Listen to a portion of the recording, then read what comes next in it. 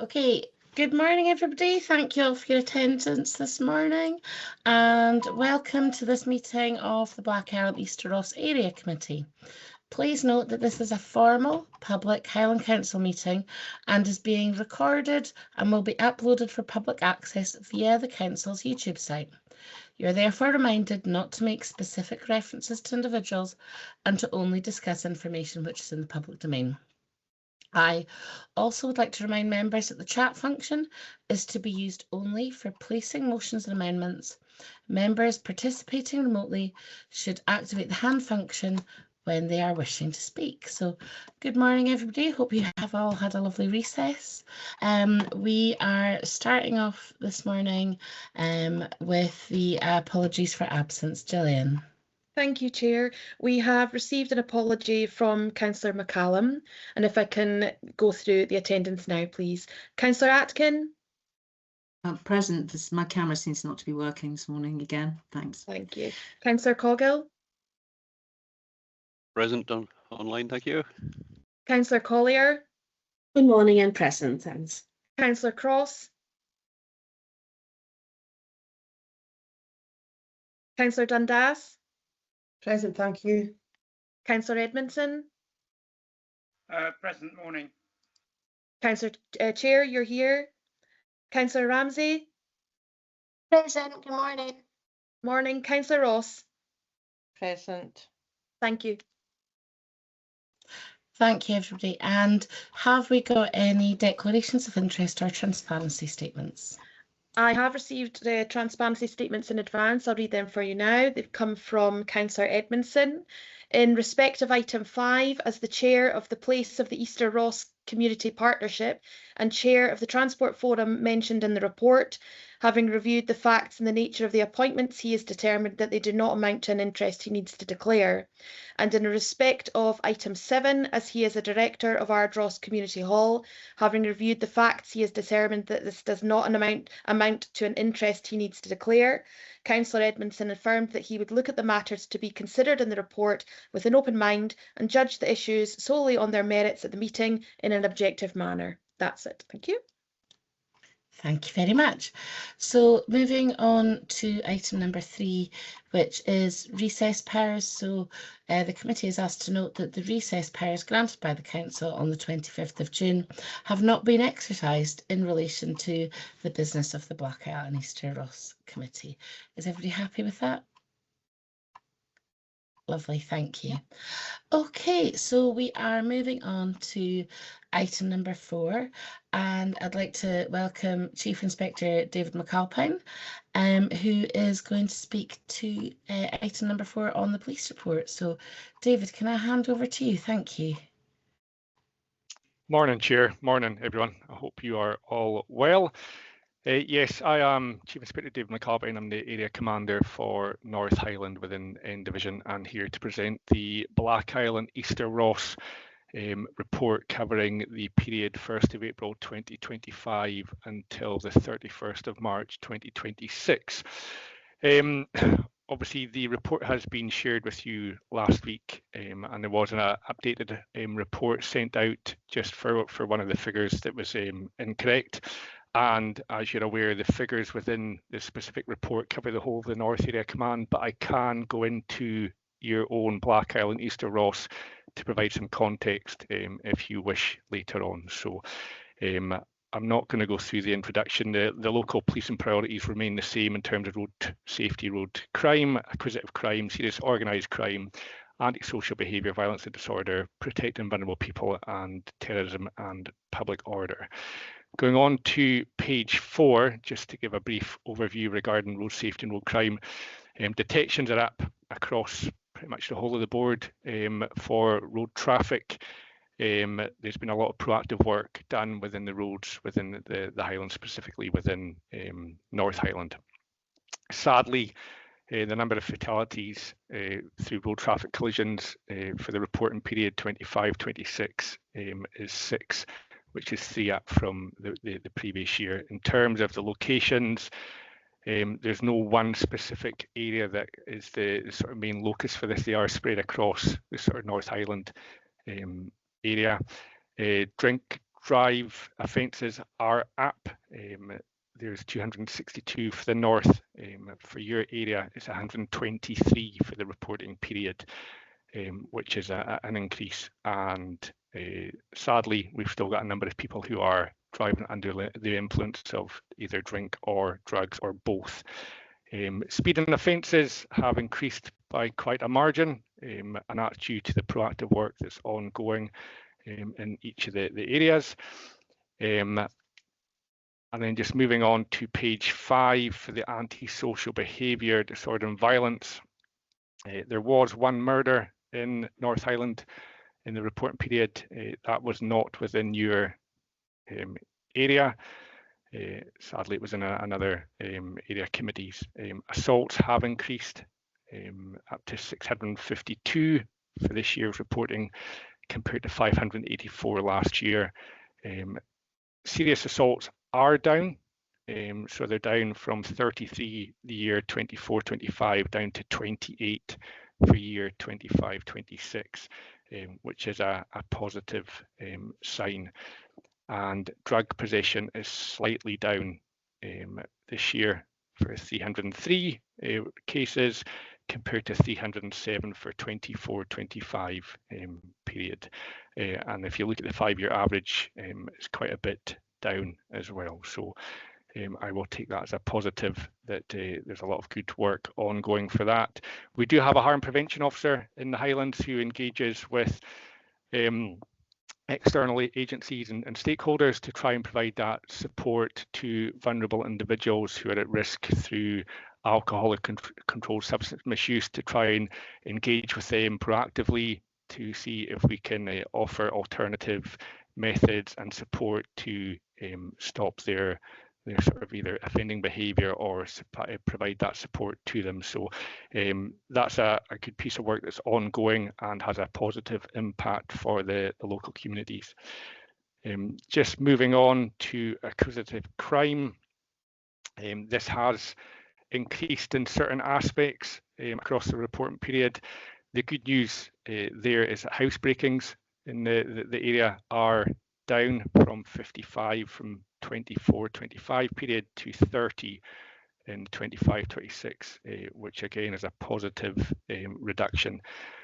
Sadly, frauds are on the increase, and this is partly because of the sort of financial difficulties that the community see themselves within just now in the last year, and obviously going forward. Frauds are up to 192 for the report period compared to 170 for 24-25, and that's a similar story for theft by shoplifting. Part of that will be down to the circumstances that people are faced with, the ongoing sort of crisis with oil, etc., and that as well, and the impact it has on living standards. So we're up to 247 theft by shopliftings compared to 206 for the previous reporting period, 24-25, and theft of a motor vehicle has increased as well from 17 in 24-25 up to 30. With regards to fraud, as per the report, we do have engagement with stakeholders. There's banking protocols in place. We have engagement with Royal Mail regarding parcel scams, etc., and we have Rural Watch, which is well used in the Highlands as well. On to page 7, protecting vulnerable people. The number of rapes that have been reported this period has reduced from 24-25, so it's reduced from 67 down to 54. Domestic crime has increased, or domestic crime that has a link to assaults, etc., and will be classed as a domestic have increased. So something we work on very hard with stakeholders, support, etc., to try and provide that sort of safe reporting space for victims of domestic abuse. Sadly, it has gone up, but it is a priority for the area and for Police Scotland. Hate crime has come down from 73 in 24-25 to 66 in 25-26 reporting period, which is another positive indication or figure for us that we're not seeing that as prevalent in the area, and the number of missing person inquiries has significantly reduced, which is very positive because missing person inquiries take up a lot of time for resources. So we had 129 reported in 25-26 period compared to 167 the period before. And just at the bottom of page 7, it's just a breakdown in relation to the types and categories of missing persons. Main one that has had a significant decrease is children being reported missing. So with a missing person coordinator, which we have in headquarters, they engage very closely with social services, with looked after children, with care homes, etc. And we put in processes to prevent the amount of children getting reported missing. So we have different reporting procedures for that, and that seems to be working very well with them. Serious and organised crime continues to be an issue across the whole of Scotland, and we do have that in the Highlands, unfortunately.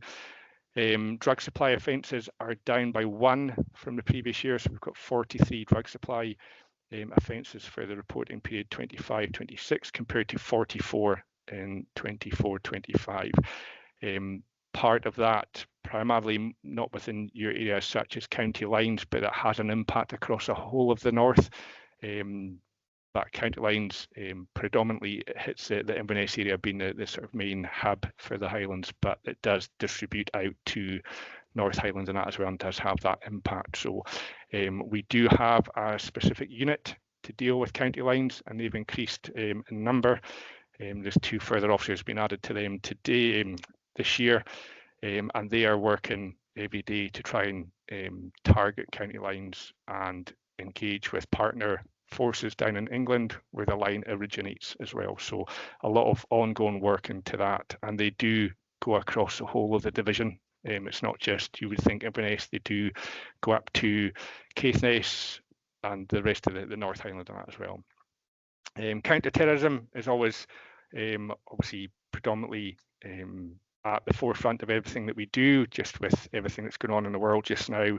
And then obviously with recent events down in England with MP, we are obviously continually looking at that. We do have officers that are dedicated to that across the division and in North Highland, and they work with partners, social services, Highland Education Authority, etc., to make sure that we do have that support, and if we do identify anyone, there's early intervention to get them onto a different sort of pathway. So that is ongoing as well. And then at the back of the report, you've got the crime stats for the whole of the north, and I know I've whistle-stopped through that, but if you have questions, happy to take them from you. Thank you. Really appreciate all of that, David. And it's quite stark when you see figures like that in black and white. So thank you for that and coming to present today. And I think we would all like to thank you for your ongoing hard work. Before I open it up to members for questions, I just wanted to gather your opinion on one item in particular. I noticed that year on year we're seeing an increase in the number of crimes regarding sexual offences. I just really want to get your take on that. Do you think that is the case, that there is an increase in sexual offences, or do you think that people who have been the victims of these crimes are more likely to report and seek justice? Thank you. Okay, so just to, I suppose, get a wee bit more context for the Black Isle and Easter Ross area. Just in terms of sexual crimes for 25-26, you had a total of 98 reported. The previous year you had 116 in 24-25. So there was a slight reduction. Obviously, in the 5-year average, it's still the second highest year that we've had.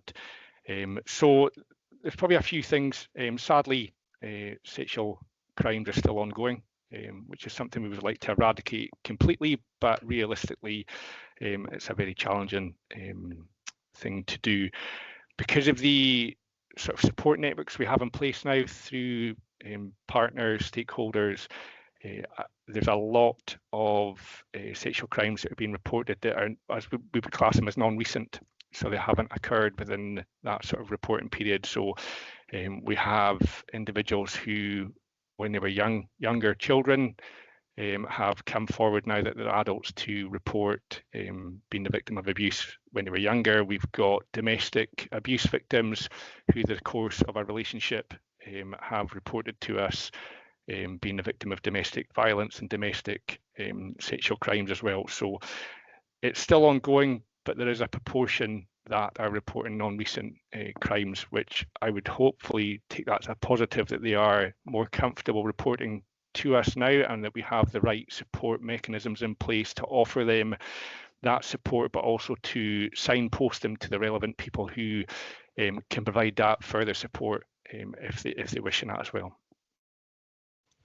Thank you for that. That's really useful to get your take on that, and I think it's also useful to remember the historical offences as well. So thank you very much for that. If I can pass over next then to Councillor Collier. Thank you, Sharon. Thank you so much, David, for the report. It's quite informative for us. Can I ask you a couple of questions? I don't want you to answer them one at a time. You can ask them all together. So my first one is, I do appreciate the report that you submitted, but it's more on the wider North Highland area. Is there any chance that you can provide us a more accurate or a separate report,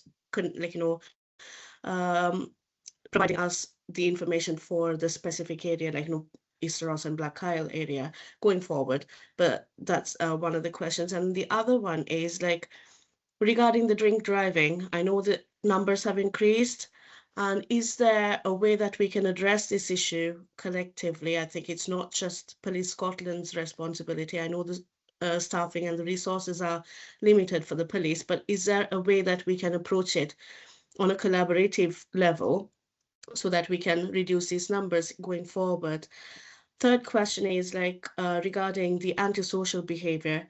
Have there been any emerging trends around antisocial behaviors in our communities that you have recognized, and that we can come up with some way of addressing that? My last final question is what work is being undertaken to address fraud against elderly residents? This is a major issue in my neighborhood.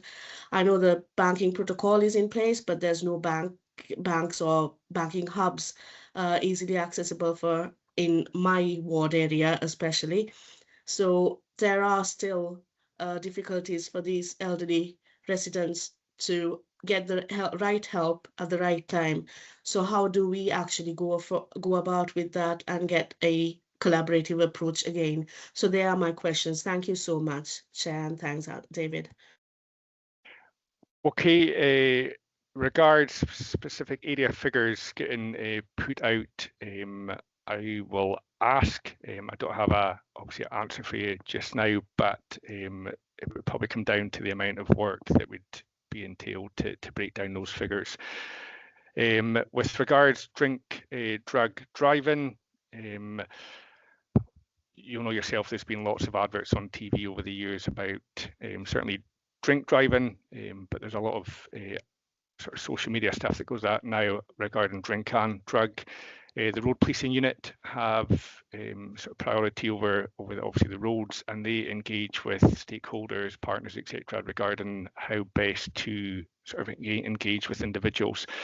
Part of it would be education, and obviously police officers do go into schools to talk about drugs, etc. But from my understanding, the pupils don't engage as well with a police officer standing in front of them compared to other individuals. So that does go on.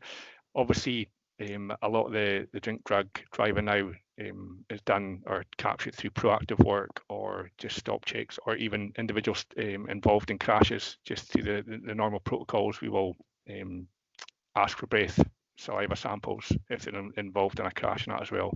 Sadly, I'd probably say drugs has taken a big increase over the last few years with regards to that, and that's just because of the amount that's getting used in society as a whole. And people think if I have it, 2 days ago I can still drive, but it's still in your system. Some of the drugs will stay in your system for days, if not weeks. So sadly, there's still too many people taking drugs. In terms of fraud, the individuals who perpetrate the frauds, and a lot of it is done over the telephone, and they are from out with Scotland, out with Britain. They will find that they're abroad.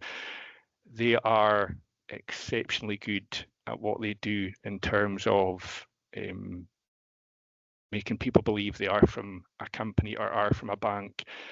They will do research on people's social media, get some information about family, likes, etc., your names. So again, social media and what you put on social media is very important, or who can see it. And sadly, these individuals are getting the details or getting access to the individual they phoned. They're getting provided that access. So until we can stop people providing access or hanging up and then going through a research to find a genuine phone number for example, a bank, and then asking questions, this crime will obviously still occur. And these individuals are phoning hundreds of people a day, and all they need is one or two. So they will have a whole team of people doing this, and it's sort of heartbreaking to see, because certain individuals are losing vast amounts of their life savings, and obviously it puts them into financial hardship. So education we work with, obviously I've forgotten the name of the we work with the Vice Bureau and trading standards, etc., and that as well, and with banks. We're always trying to educate individuals as much as we can, but sadly there'll always be one or two that fall for it. And as I said, it just takes one and they can clear out their bank account. But work is ongoing. With that, I think that's your 4 questions you asked. Thank you very much. If I can hand over to Councillor Ross, please. Thank you, David. On reading your report, I couldn't help but think there's a correlation happening in the fact that drink and drugs are very much, I might be wrong in this, but it seems to feed into most of the crimes that are happening. And sometimes we tend to say, oh, it's the cost of living that's causing people to shoplift or do some of these abusive crimes. But am I right in maybe thinking that one of our biggest problems here is drink and drugs? I'd just like to know your take on that, because yeah, I think, well, the Highlands, we always had a drink problem, but I think now it's actually becoming more a drugs problem. Just your comment on it would be useful. Thank you. Yeah, I often sort of say if alcohol was invented now, it would probably be banned. But it is, we obviously got the legislation around alcohol. I think drugs is probably an issue across the whole of Scotland, probably the whole of Britain. It's not just a sort of Highland wide. There are so many different types of drugs now that you can get. It's not just your cocaine, your heroin. We're now talking various sort of people now selling medication, etc., and that as well. So with technology, new drugs emerge, new variations of them emerge, and that as well.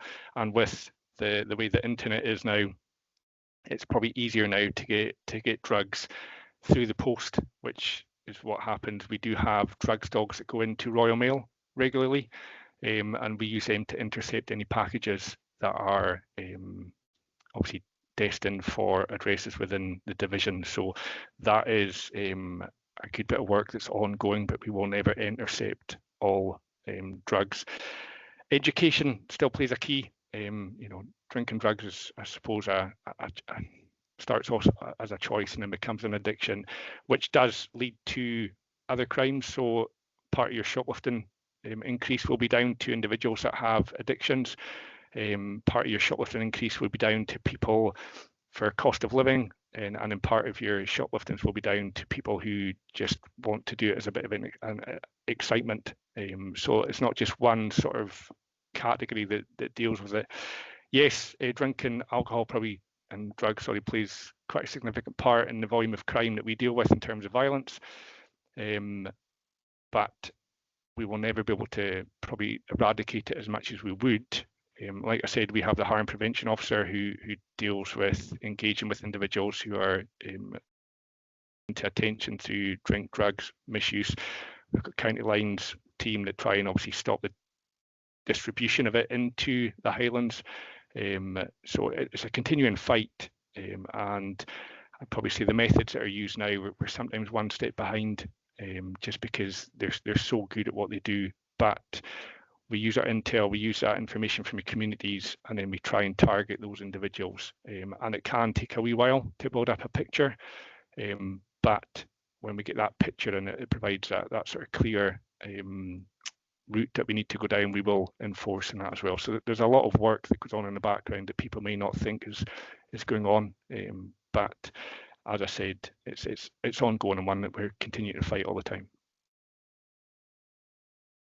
Thank you. Thank you. If I can hand over then to Councillor Atkin. Or was it Councillor Dundas next? Yeah, Laura's next. Yeah, Sorry, Peter. I'm looking at matter. twos instead of ones. I do apologise. No problem. Thanks, Chair. Thanks, David. My question is sort of not so much on the paper today, but just maybe insight into what's going on in my own ward, in particular in Tain at the moment. We've had a huge increase in vandalism and nuisance behaviour, and a lot of it's affecting the businesses on the high street. We've had about 3 shops at the moment being affected. I wanted to ask what police engagement is happening and how we can sort of counteract and discourage this behaviour. I have been speaking to Douglas quite a bit, but there still seems to be quite a lot happening, and there's been no deterring measures that the public can see. And the police engagement, I would like to see a wee bit more with the local members so that we can keep our community councils informed of what's happening. I just wondered if you could go into that in a wee bit more detail, what support's there for the community. Yeah, so we've had obviously increase in Tain with primarily youths that have sort of been going around the area. Obviously, when we do hear about this, we did put in target patrols for a couple of weekends with extra officers out on foot, just to try and deter and detect any issues. Unfortunately, if a call comes in, just due to the geography and that as well, if we do have officers on foot patrol and a call comes in, they have to attend to, and it's an immediate call, then they have to go and deal with that immediate call and that as well. So Inspector Levitt is aware of the issue. He is engaging. There has been, I understand, prevention and intervention officers engaged with regarding certain premises to try and target harden them, just so it's more difficult, and to provide that advice to them and that as well. We have probably seen an increase because of the summer holidays, just with kids being off a bit more time on their hands. But it's that sort of, as you said, that bigger piece, working with parents. Do the parents know what their children are doing? Some of the parents, not all, but some would be quite happy to have their kid out of the house, out of sight, out of mind. It's working with obviously schools when the schools come back, which we do. You've mentioned obviously your community councillors, but sometimes we don't hear about anything that's ongoing until after it's happened. So we always encourage people to contact the police if something, obviously if it's urgent, 999. There's obviously via emails, contact us, and then obviously the 101, which I know people get frustrated with because sometimes it can take a wee bit of time just to get through that as well. So Inspector Levitt is aware, the officers are aware, and we are trying to patrol as much as we can within the area.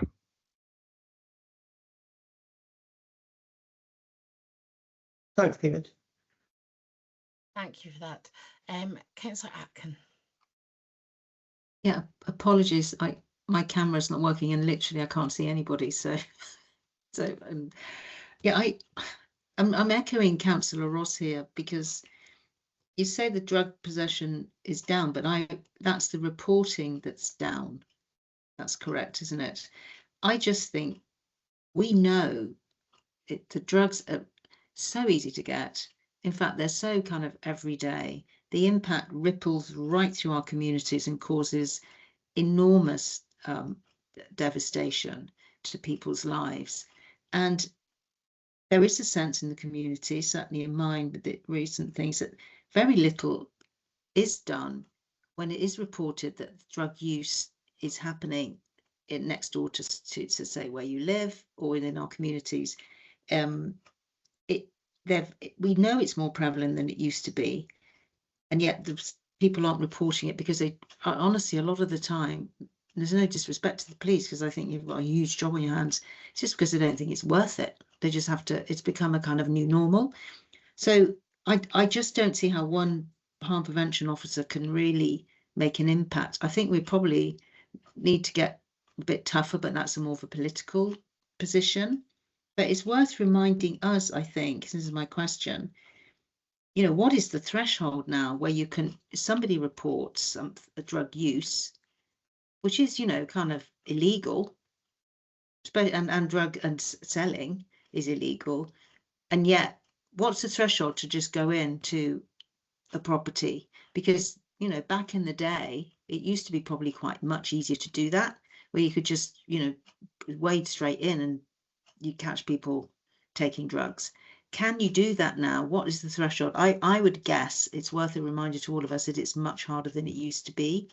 But at ground level, you know, people know they get away with it. It's a good way to earn money, and they genuinely do. I mean, if you go to prison, you come out, nothing happens, you're straight back to doing what you did. So I can't see how we're going to tackle a lot of the crime, as Maureen said, unless we really, really double down on this and make it an absolute priority to deal with drug misuse and use and sale, because it's happening literally everywhere. I mean, you know, every village. Thank you. Yeah, so there's probably a few strands to your point there, Councillor.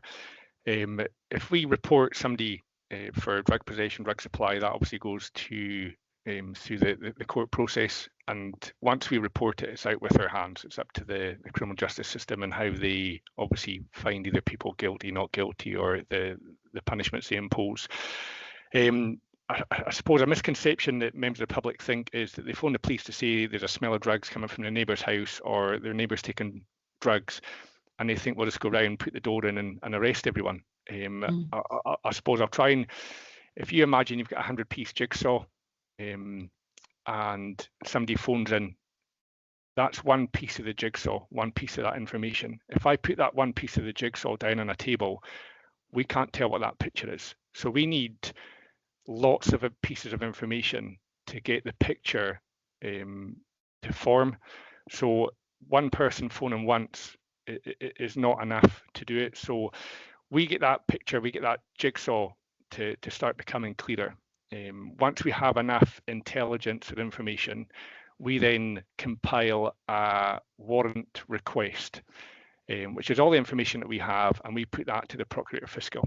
The Procurator Fiscal then assesses that application for a warrant, and they will decide whether we have enough intelligence or information to grant permission to apply for that warrant for sign off by the sheriff.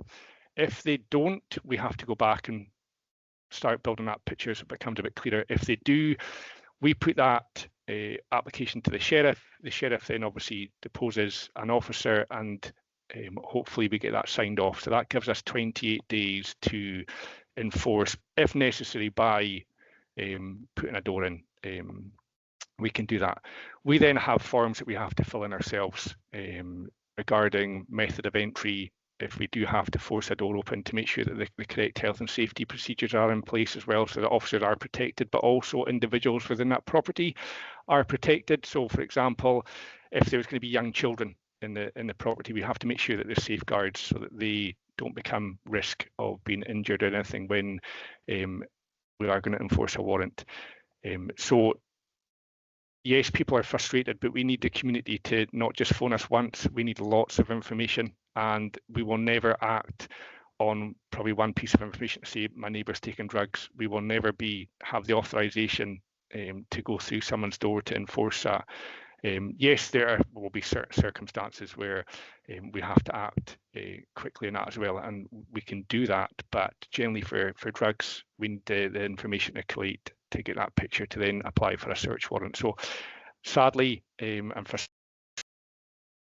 frustratingly for members of the can take weeks to, and I think that's where the frustrations come from as well. But society has moved on, laws have moved on. We're no longer policing where you could just go and put a door in sort of like 30 years ago, etc. and that as well. So I hope that provides some sort of context as to sort of timescales.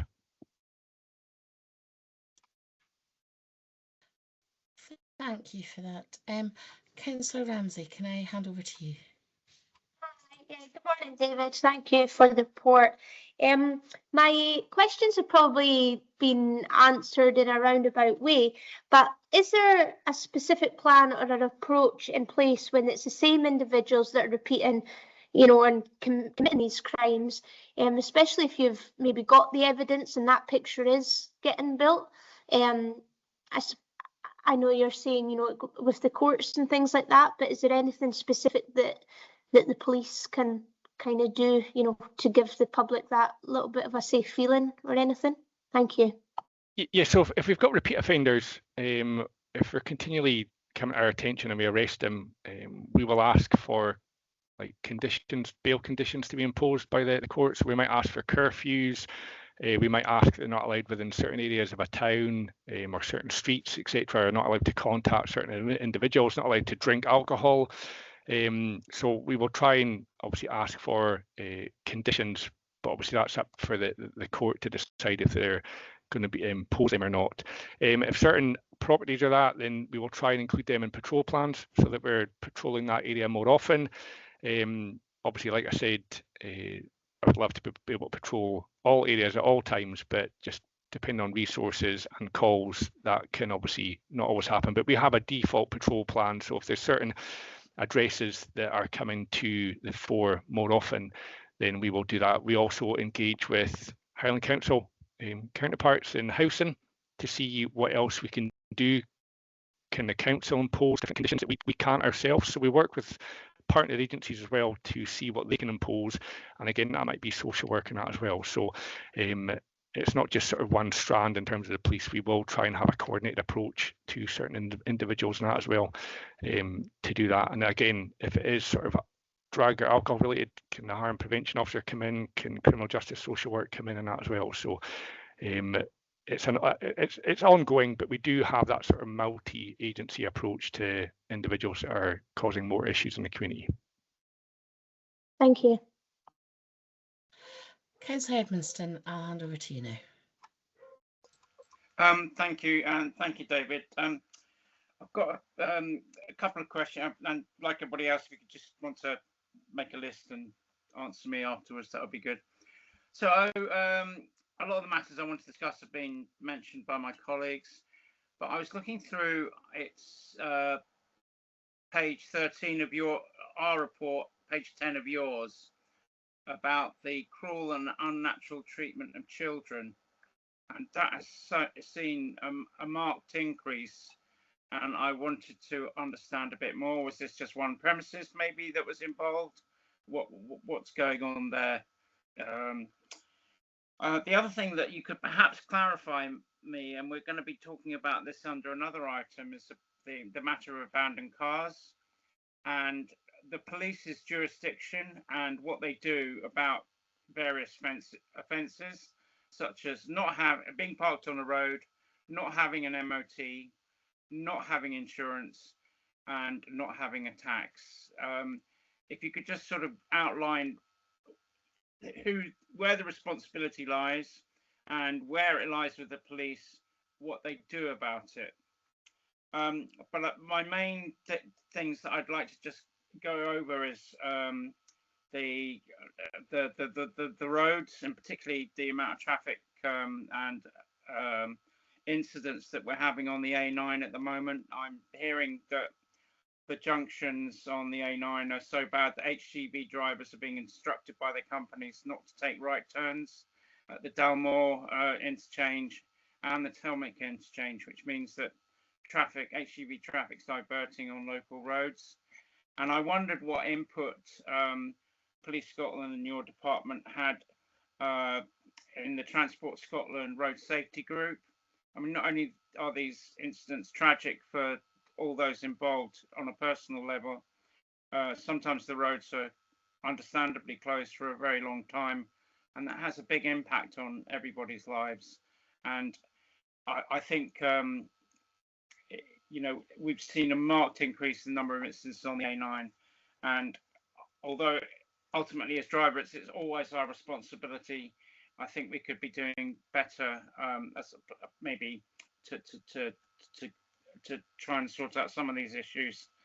And I will mention this now because I haven't had a chance before. When the Struy was closed in the winter, it was closed, we were told, by a stranded car blocking the road.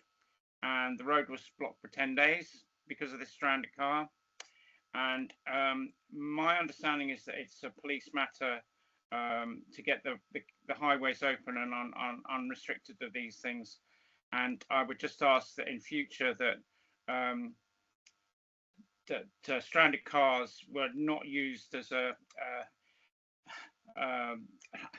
that stranded cars were cleared so that the roads could get open. Thank you. Okay, in relation to the sort of child abuse question, obviously some of those reported crimes will be non-recent, so that'll be obviously individuals who've reported it when they're older or when they're adults and feel that that's the right time that they can get the correct support needed when they report it. So yes, obviously we do have a National Child Abuse Investigation Unit. They do warrants when we get notified that individuals are using obviously technology nowadays, the internet, to download images of abuse or of a sexual nature. So that's ongoing constantly in the division, and those warrants are ongoing when we can get that information to enforce them. In terms of your cars, powers, etc., I will speak to road traffic. Road traffic is not my area of expertise, but yes, we do have powers. So if we stop a car with no insurance on the road, we can seize that car off them. Obviously, MOT, generally it's fixed penalties that are issued for that. Same with tax, it'll be fixed penalties that are issued. But we will probably also liaise with the Motor Insurance Bureau to see if they have got insurance covered, if the tax is out or if the MOT is out on that as well. So, but I will speak to my road traffic colleagues for more information for you. And in terms of sort of abandoned vehicles, if they're on the road causing an obstruction, yes, it comes under police powers. I am aware of the Struy issue, and I spoke to you shortly after the sort of weather in January. So yes, we can have powers if a car is obstructing a roadway and that as well to move it. So just obviously, as I've said to you, Mr. Edmondson, the circumstances for the Struy was, I suppose, we hadn't been hit well like that for probably about a decade. So there was obviously other factors that came into play through the Highland Council and the treatment of the roads, etc., and that as well. So, but yes, we can move, and it's a learning point for any future weather events going forward. Hopefully, we don't get weather like that again. But as I said, there's learning from it this year.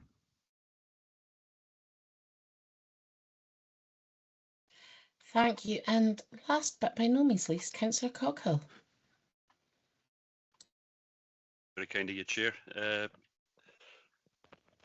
Sorry, thank you, David, for the report. It's and particularly thanks for all the responses to the questions that the colleagues have put forward. You know, adds a lot of depth and colour to the report.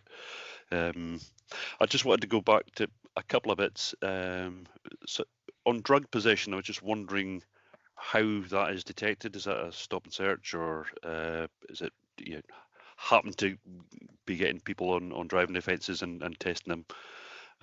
Just interested, what's the more prevalent? You mentioned there's a lot of different drugs coming in, so what's the stuff in the street that people are using now? Because I have no idea. Just good to know what's on the go. I didn't know that drugs stayed in the system for a longer period of time. So, and I'm not sure that's generally known out there. And I wonder if there's a way of getting that message out. That might be a helpful way of reducing that. I was just wondering, difficult question for you, just what officer numbers you have. You've probably got as many officers, but a lot of them are on different things like fraud. You say that's not people on bobbies on the beat, which is what a lot of people are kind of hoping there might be. I was going to offer up or suggest in terms of drugs, county lines, our youth workers are pretty close to a lot of youths with those issues. They would be a fountain of knowledge, although clearly they need to maintain the confidences of the people that they're working with. But that certainly would be helpful to link across with them. What else did I see? I thought I'd highlight, not for you, but the benefit of the community payback team that the Highland Council run. They can be just transformative in changing people's attitudes just by leading them by example rather than incarceration. So I'm not asking for that. I know that's more a political kind of question, but anyway, that's me. Thank you. No, thanks. So in terms of a drug possession, so just I suppose for context for your reporting period this year, 25-26, you had 127 recorded. Last year for 24-25, 113. So some of that possessions will come about from officers just doing stop checks and what we call Section 23 of the Misuse of Drugs Act searches. When we've got grounds to search someone, we will.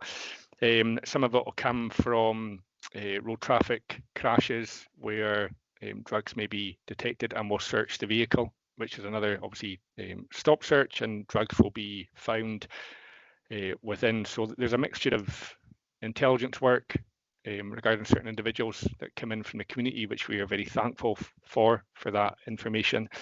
So it'll be maybe targeted stop searches. We've got ones that would just depend on, for example, we might smell cannabis when we walk past somebody, so we'll stop and search them. And then obviously you've got the road traffic offences and that as well. In terms of types of drugs, you've got your traditional cocaine, heroin, cannabis. You've now got ketamine is growing in sort of popularity, certainly amongst the youngsters. You've got pregabalin, you've got street Valium, you've got prescription medication, which is used as well. I think the latest one I heard was, is it cough mixture and soda?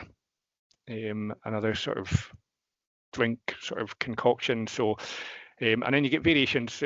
You hopefully you've probably all heard of fentanyl, which is a very potent drug. Certainly can be absorbed through the skin and that. So you get drugs laced with different other types of drugs. So fentanyl, etc., and that as well can be laced in a lot of the other sort of drugs that are taken illegally. So and again, just with, I suppose, technology nowadays, people are just trying different combinations or putting more drugs together than that as well. So you've got the traditional, but you've got sort of more modern sort of tablet forms as well. But ketamine is probably one of the more growing trends for drug misuse in the area.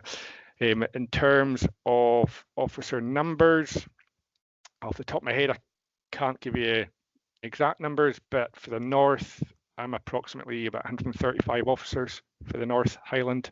So that's spread between, obviously, Dingwall. I've got the rural section out west. Then you've got Alness, Tain, Thurso, Wick, Golspie.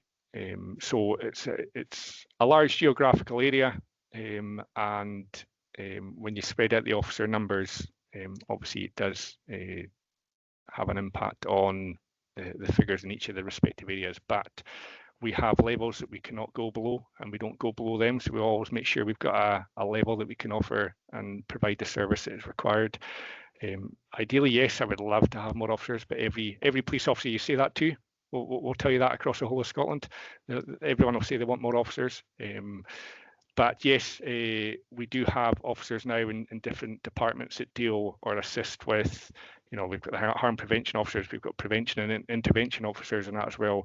They engage with, you mentioned your community payback team and that as well. They engage with social work, criminal justice social work. We've got Planet Youth that's sort of a lot of the schools in North are engaged with, and they provide us with sort of surveys and that as well, which can be quite interesting to see how many 14-year-olds are drinking or how many 14-year-olds have tried drugs and that as well. So that all feeds back into us, and that helps provide that sort of trend or picture as well. So as I said, sometimes it's better the Planet Youth or other individuals rather than police trying to sort of talk to children, because they don't always listen to someone in uniform. Sometimes it's better to have that sort of partner agency and that do it in that as well. So a lot of work ongoing. Yes, there is a lot of issues across North Highland, but there's a lot of good work to try and combat that issues, and also to provide that support in that as well. So, and that will continue for the future, not just from the police, but from Highland Council, from social work, education authority, etc. and that as well. So we recognise it's a team effort, and we can do more working together than silo working as well. Well, thank you very much for your time today, David. I appreciate it. And thank you to all the officers that you have contributing to the community in our area. So thank you very much. Thank you. Have a good day. Thank you. So we are moving on to item number 5, which is the Easter Ross Community Partnership Area Place Plan. And we're going to be asked to note the annual report, the progress made by the Easter Ross Community Planning Partnership. And we're going to look at the targeting of services, programmes, external funding to meet the area place plan priorities where appropriate. And I believe we've got Fiona Richardson to talk to the report. Councillor Atkin, though, beforehand, I noticed that you've got your hand up. Yeah, I'm just going to kind of leave and come back in and see if that helps. Okay, thank you. Because it's kind of quite weird not seeing anything or anybody. Thank you. Okay, thank you. Okay, Fiona, if I can hand over to you. Yes, good morning, members. So yes, myself and Jamie Kellis are both here today on behalf of the Easter Ross Community Partnership to introduce this, and Jamie will be part of the introduction as well. But members, we're really pleased to be presenting this item this morning, providing members with an update on the progress made on the Easter Ross Community Partnerships Area Place Plan, Our Place, Our Future, which was adopted by this committee in May last year, May 25. By a brief way of background, the Area Place Plan, which is set out in Appendix 1, was developed through extensive engagement with local communities, public sector partners, third sector organisations and businesses across Easter Ross. And the plan was created to provide a shared vision for the area, bringing together local priorities and aspirations and opportunities under the themes of people, place and prosperity. It supports the Highland Council's place-based approach and aims to guide future investment, service delivery and partnership activity across the area. Members, over the past year, the Easter Ross Partnership has continued to strengthen its approach, bringing together a range of work streams, including the locality planning responsibilities, whole family wellbeing, adult health and social care planning, and wider community planning activity into a more coordinated partnership structure. So how we deliver the plan, so the delivery is taken forward through 3 dedicated working groups. under the headings of people, place and prosperity. And this has helped partners align activity and reduce duplication. So I'm just going to hand over to Jamie now, and he's going to take committee through some of the highlights of the past year. Thank you. Thanks, Fiona. Good morning, members. As Fiona said, I'm going to focus on some of the key highlights from the last year. So since the Easter Ross Area Place Plan was approved, there's been a particular focus on increasing community involvement, as well as improving opportunities for local people to access employment, training and support. One of the most significant developments has been the growth of local place planning across the whole of Easter Ross. To illustrate that, at the beginning of 2025, only one community between wards 6 and 7 were actively developing a local place plan.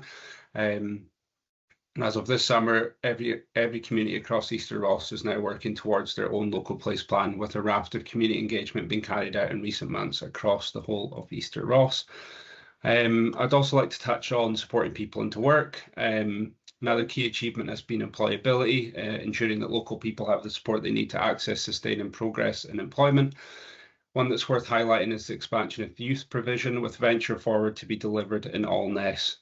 I would also like to highlight the improved provision for groups who often face the greatest barriers to employment, and some examples of that include Bernardo's delivering targeted support for care experienced young people, Apex Scotland supporting individuals with criminal justice involvement, and ongoing in-work support to help people remain in employment once they secure a job. We have also strengthened pathways for young people by working closely with Skills Development Scotland and NHS Highland. Some of that includes early identification of school leavers requiring additional support into employment, NHS Highland Career Inspiration Weeks delivered with secondary pupils in Invergordon, and also improved awareness of local career opportunities and pathways. Finally, I'd just like to touch on transport. One of the challenges frequently identified by residents and employers is transport. As you're all aware, the Easter Ross Community Partnership now has a dedicated transport forum. In the initial phase, the forum was themed around theme meetings based on priorities identified from community council feedback. The most encouraging aspect of the forum thus far has been the range of different partners in attendance, from Highland Council colleagues to a host of other partner organisations such as Hightrans, ScotRail, Network Rail and HDSI and many more. This demonstrates a genuine commitment to partnership working, and it is this approach that the Transport Forum will continue to take forward as we focus on next steps.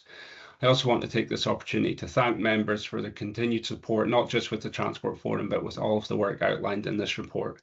I will now hand you back over to Fiona, and thank you very much for today. Thanks, Jamie. Yes, so just really briefly, looking ahead, you know, we're already in 26, 27. There's a lot more to do. We're really pleased with the kind of achievement that has happened over the past year, but I think sort of overall the partnership's really keen to keep that momentum going, to keep the working groups going, to keep the actions on our action tracker moving. In Section 8 of the cover report sets out some specific next steps in terms of activity across our working groups, which include you know, carrying out street audits through our sort of place working group. There's a lot for the to focus on through the Transport Forum that Jamie's just mentioned, looking at community transport options. We're working with some, you know, partners around. There's some big ticket projects within that, like about new railway stations that will take many years to achieve, but there's, you know, some smaller quick wins too. We have a community network event coming up in October, and just last week, and on the back of our previous item of interest to members might be, there was a partnership meeting last week looking at developing the fire skills training for young people to address, you know, just some of the antisocial behaviour activity that members were previously talking about. So that's looking at rolling out that programme for young people in Easter Ross. But members, we're happy to take any questions. Thank you. First, I can say thank you, Fiona and Jamie. I realise that the Black Isle members will not have been as involved in the Easter Ross planning as other members, but thank you for all your hard work. It sounds really exciting. If I can bring in Councillor Atkin first. I'm happy to come after the relevant members, Chair. That's fine. I just got a couple of questions about how it's working and stuff, so we can learn from. Thanks. Okay, So no problem. let Maureen and Richard and John go I will first. bring you in after then. Thank you. Okay then, Councillor Ross.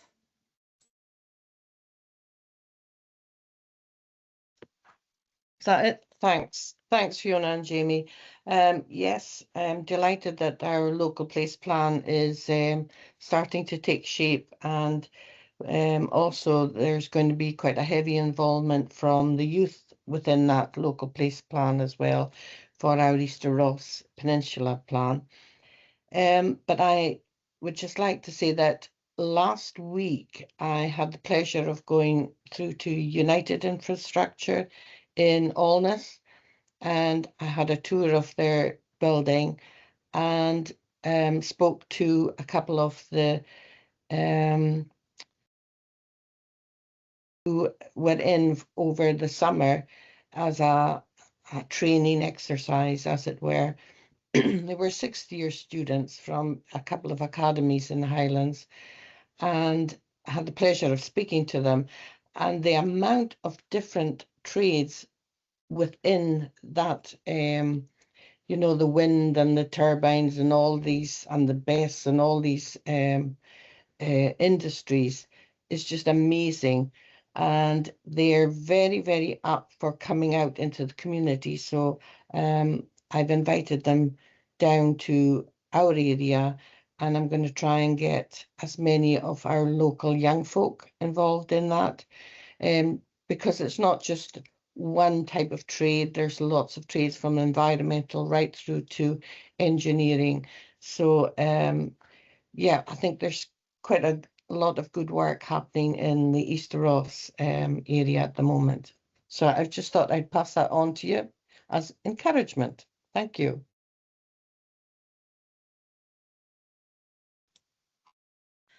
Thank you, Councillor Ross. If I can hand over then to Councillor Edmondson.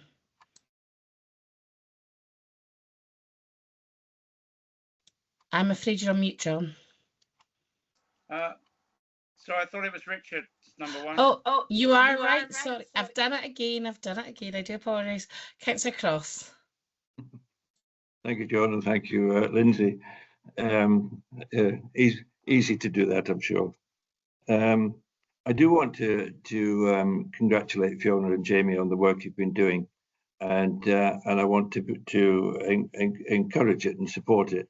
And I think I have been, in the sense that I've been at most of the meetings that everyone I've been able to attend, which has been most of them that have taken place. There are one or two things I'm slightly concerned about, though. You mentioned, Jamie, I think, about the expansion of youth provision. And one of the observations I would make from the meetings that I've attended is that there is a tendency for competition amongst groups for available funding. And there is a focus, it seems to me, on supporting new ideas that may be transformative, but that has a knock-on effect of leaving less funding available for existing useful functioning services that are being provided. And I'm thinking in particular about the Whole Family Wellbeing Fund, which I think is under some scrutiny. I don't want to go into a great deal of detail on that, but I am concerned that this competitive process is actually making existing functioning services very much more difficult to maintain. And I think the system is somewhat flawed, with the best will in the world. And I'm sure we're all trying to make it work. So I don't want this to sound critical. I want it to be constructive. But I'm so aware of the difficulties of the established youth clubs, but in particular the hubs, of which I believe there's something like 10 of them across the whole of the Highlands, not just in this area. And these are staffed by qualified youth workers and so on, and providing a phenomenal service to our youth. And even in the police report there, it was kind of alluded to in terms of occupying the children when they've got more time on their hands, and so on. These services are vitally important, and they are currently at risk of failing due to lack of funding.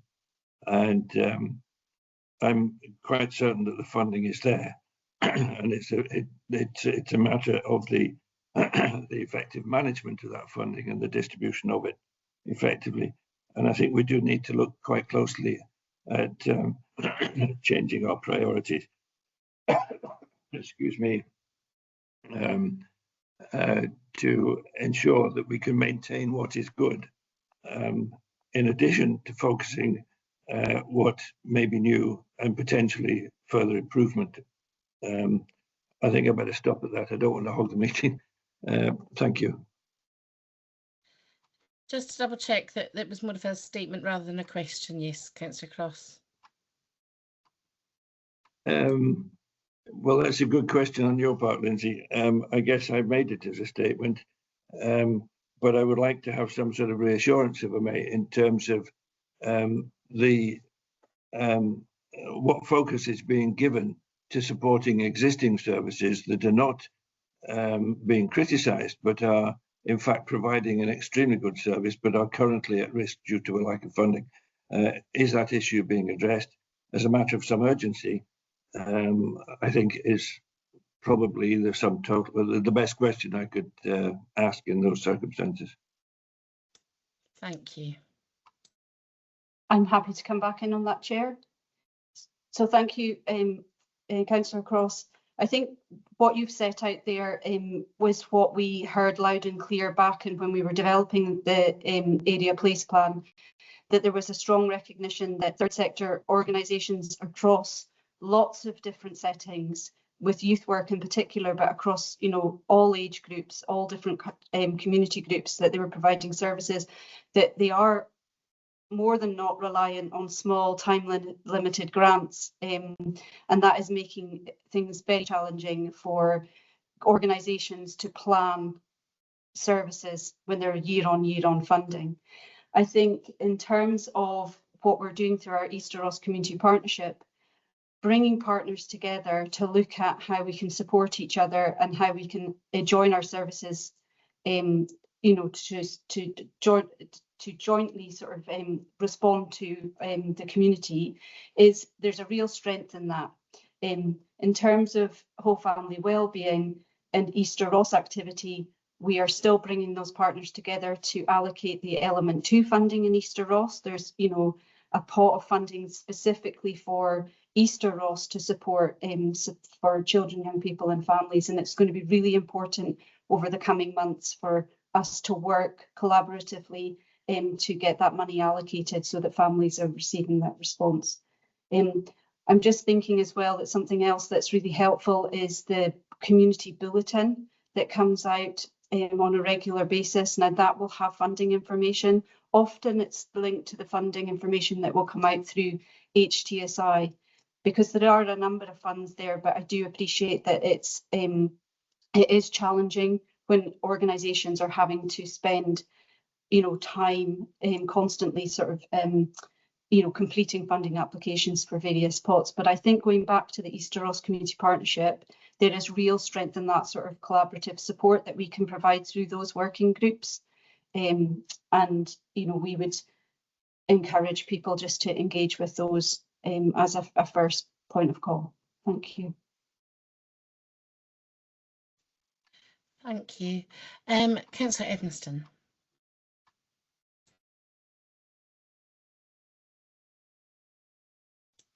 John, you're on mute, I'm afraid. Sorry. Thank you, Chair, and thank you, Jamie and Fiona, for the report. I will echo Councillor Cross's concerns about how this is particularly functioning for the many youth clubs and organisations that we have in the area, and I think we could be doing more. I think I'm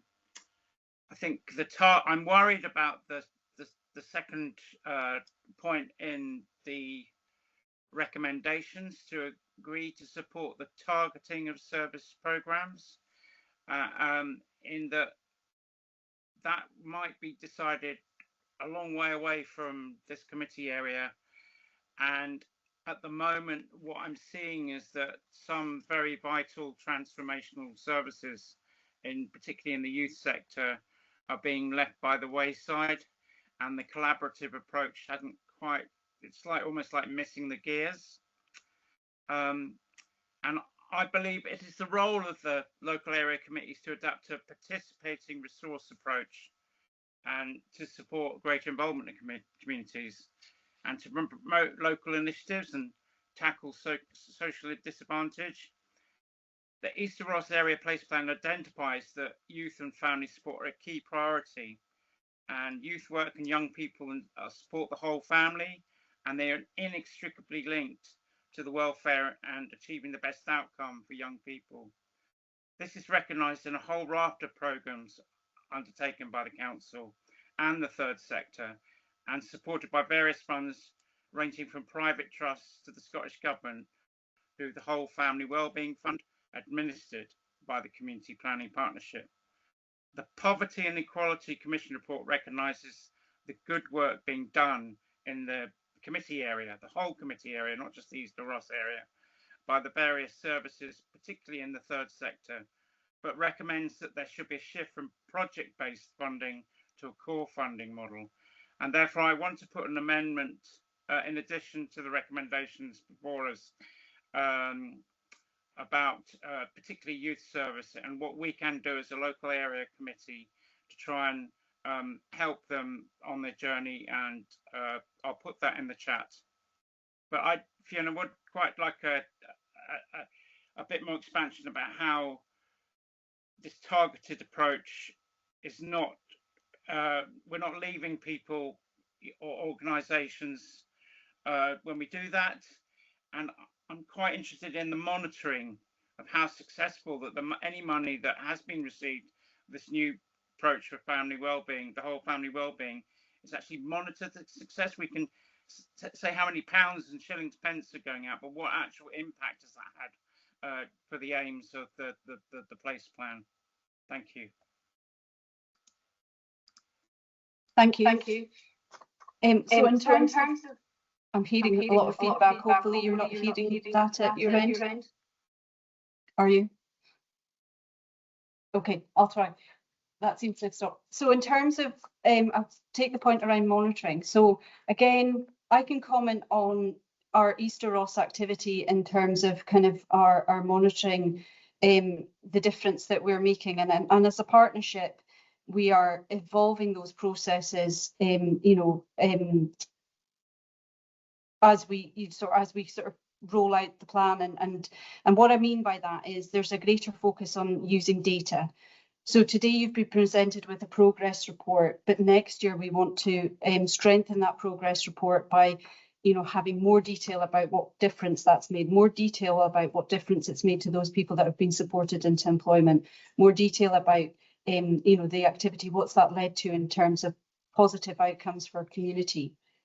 In terms of the whole family wellbeing, to reassure members, a whole family wellbeing programme Highland-wide report is being taken to Health and Social Care Committee on the 19th of September, and that will provide information about the programme as a whole. In terms of the recommendation in the report about using this plan to help support decision making, which would include funding, when the place-based framework was approved back in December 2021, and the commitment was made to developing an area place plan for each of the committee areas, and at that time, obviously, Black Isle and Easter Ross were two separate committees, so you now have two area plans covering your area. Part of the commitment and the vision for these plans was to help inform decision making, including funding. And thinking about that as an area committee setting, the community regeneration funding, for example, in the assessment framework of that, it considers how do these applications sit with community regeneration funding. We're developing our ward discretionary budgets to consider how these fit with area place plan priorities, or our community asset transfer applications. How does this fit with area place plan priorities? So that picture is evolving too.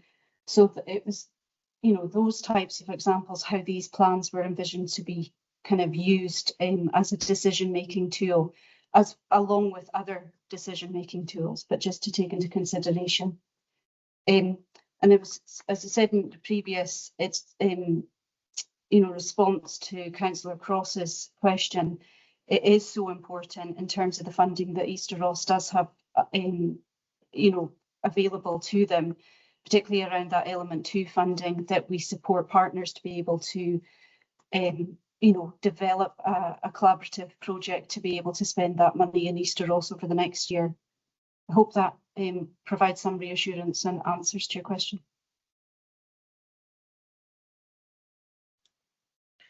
Thank you. I'm not seeing that we have the text in the chat yet. So perhaps if we... I forgot to press the send button. Apologies. Okay. And it was the 19th of August, not September, Fiona. Okay. So just for the purpose of the recording, we will read out the text. So it says the committee agrees that youth and family support are a key priority and that the Poverty and Equality Commission's core funding approach is the correct approach, and therefore a report is requested for the whole of the Black Isle and Easter Ross Committee area that A, identifies the youth work services and clubs in the committee area across all sectors, the aims of these services and the clubs. Number 2 or B, identifies the support that these services and clubs require, and thirdly, suggests the possible participatory resource approaches to help plan for working together to achieve the aims of the area police plan in these services. So the first thing that I just want to say is obviously, as an area committee, as Fiona has outlined, we have two place plans. We so what I'm going to do is just in the background, I'm going to ask for advice from officers, and then I'm going to go to other members for comment, and then we'll come back to the amendment. Is that okay with you, Councillor Edmondson? Lovely, thank you. Okay, that's fine, thank you. No problem. Okay, so what I'll do is I'll go to Councillor Coghill next, and we'll take Councillor Atkin at the end. Is that okay?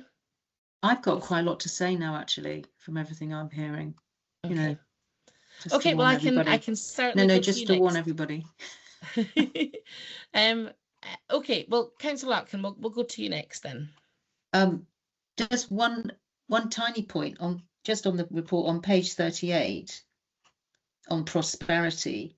I do find it quite odd that no mention of education is included as part of prosperity, attainment and achievement, because frankly, if you haven't got that, you're not going to make it in life. My key point is listening to officers, and I might be wrong here, but I very much feel that there's an enormous amount of officer support to deliver aspects of the place plan. And Frank, I mean, I might be wrong here, but we're not getting that at all. Our understanding was it's your place plan, you sort yourselves out and you make stuff happen. So I'm you know, prepared to bid the benefit of the doubt here, but we're not getting anything like this, especially things like employability. I might be wrong, but I mean, I refer individuals to the employability service off my own bat as a local member. There's no strategy for that I can see that connects in with our place plan board. But then again, I might be wrong. Same with the transport forum.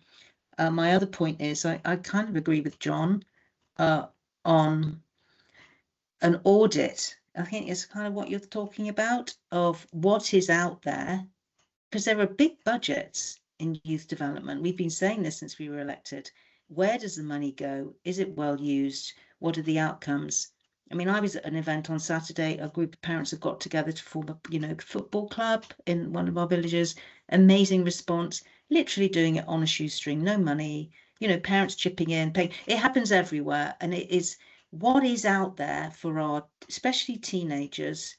Where's these millions of pounds in this fund going? is there, how do you even measure the outcomes, and can that money be better used, and what groups are just like really struggling? So I think an audit is an absolutely fantastic idea. On ward discretionary budgets, it's not for officers to decide how we spend this money. It's we reference our place plans to say here are our priorities, but it's the word discretionary has to be discretionary. It's not a big fund, but it's frankly the only little bit of power we seem to be left with at the end of all of this. There are so many layers going on, and we are so far removed. I don't know if I'm not speaking for East Ross, I'm just speaking holistically, from decisions that impact our communities. So, you know, just a word of caution. I mean, I think what you seem to be doing, guys, is just brilliant, and there's really other good news coming up as well. But, you know, I just can't see that happening in our ward. That would really help a chair of our place plan board and the members of our community councils to really have some focus. So I will leave it there. Thank you. Before I bring in Fiona, I was going to say I agree with a lot of what you have said there, Councillor Atkin. I do believe that in the Black Isle, our place plan was perhaps one of the earlier ones, and I mean, as far as I'm aware, we don't have officer support on the governance board of the Black Isle place plan in comparison to the Easter Ross place plan. And perhaps that is something which needs to be looked at and addressed in terms of the governance of the Black Isle Place plan going forward, just to ensure parity of service. I also believe, as you have said, that the word discretionary funding is so essential, and I think that as local members we have you know, a really distinct local knowledge on what the needs are in our own specific communities, and that the discretionary aspect of that fund is actually incredibly important and shows that you know, well-funded schemes in the right place make a massive difference. So I'll hand over to Fiona for her views on what you've just said, so thank you. Thank you, Chair, and thank you, Councillor Atkin. I just work through the points. So yes, I agree, attainment and achievement is very much part of the activity in Easter Ross, and in the next report update you'll find information about an attendance project that was happening in the two of the Easter Ross schools and the outcomes from that, as well as, you know, other activity. I would say the approach across all of the area place plans is very different. So you're right that the Black Isle area place plan is a hybrid of a local place plan, community-led local place plan, but because the geography was at that time the same as the committee geography, we were involved and partnered up with that, but it's a very different approach in the Black Isle. So in the Easter Ross, the approach that was taken there, because at that time that we started developing the Easter Ross area place plan, the community partnership was at a similar point of a bit of a refresh post-COVID, the need to go out and engage with the community, the need to update their locality plans. So it made absolute sense, and there was an agreement across the partnership, was let's do this hand in hand, because if we don't, we will confuse the communities, there'll be duplication. It's often the same partners around the table, and where there's key partners that are not around that table, let's make sure that they are, and there's that open door. So it is a very different approach in Easter Ross. But you'll see on page 1 of the annual progress report, there's a funny diagram which is a sausage machine, and it actually is a sausage machine, and this just shows that all the work streams that were out there in Easter Ross, how do we sort of coordinate and avoid duplication? And so it's linking in those existing work streams into people, place and prosperity. So Councillor Atkin, you mentioned employability. We actually work so our employability activity is working through the Inner Murray-Firth Local Employability Partnership. So a representative of two actually representatives from the Employability Partnership sit on the Prosperity Working Group. So that's a Highland Council officer and an officer from HTSI who has responsibility around employability, and that acts as the link to what's happening in the community partnership and employability, and there's that two-way communication. So this isn't about, creating, this is about working smarter, I think has been the key focus for us in Easter Ross. And that's not to say that we can't have those conversations about how these partnerships and forums can better link in with the activity in the Black Isle, and I'm happy to take those conversations back to look at how we can link in with the Opportunity Black Isle Board to do that. And just touching on the audit of funds, I think it's important to be clear about what's all in the mix for that audit, because I know we've been talking about, and there's been mention of the whole family wellbeing, and that's one particular fund, but then there's reference to youth services. Now that is, youth services can be a partner in the whole family wellbeing, but that's very much a separate, that's a service in itself. So I think it's really important to be to have clarity about what's all could be all caught in that potential audit. And I'm aware that a briefing around youth services, Highland Council Youth Services, is being prepared for Easter Ross business meeting later in the month, which an invitation to the Black Isle members is being made to be part of that item on the agenda. So that will be able to help have that detailed conversation that perhaps then the audit could come out on. Just finally, on the award discretionary, I agree with your points, Councillor Atkin, and I think what I was trying to say there, that is when the applications come in to be collated to then be presented to members at business meeting or other, the area place plans are a consideration there to how they fit with the known local priorities, but of course they are discretionary funds that, that's just one consideration of many. I hope that answers the points. Thank you. Thank you. If I can move over to Councillor Coghill now. Thank you, Chair. Thank you, Fiona and Jamie, for the report. I'd just like to firstly echo both Councillor Cross and Edmondson comments on the youth services and the need to support the critical services that that are in place and are just hanging on by their fingernails. Yeah, I mean, the Poverty Commission highlights the importance of these and has flagged some of these services as some of the best that are available, that are around. So we need to be supporting them. So I will second Councillor Edmondson's amendment to this, and hope others would provide support to it too. In fact, I was struck in the last item when I asked about or suggested that the police maintain links with youth workers. The officer's immediate response was to talk about Planet Youth. Is that because they're well resourced and produced a shiny document that can reference, whereas our youth services on the ground, I've got no hope of producing shiny documents, but they are the people on the ground in touch with individuals with issues and providing those on the ground solutions that go unsung largely. So I might be just not trying to labour the point, but this is really important that we get this right and provide the resource that these frontline services provide.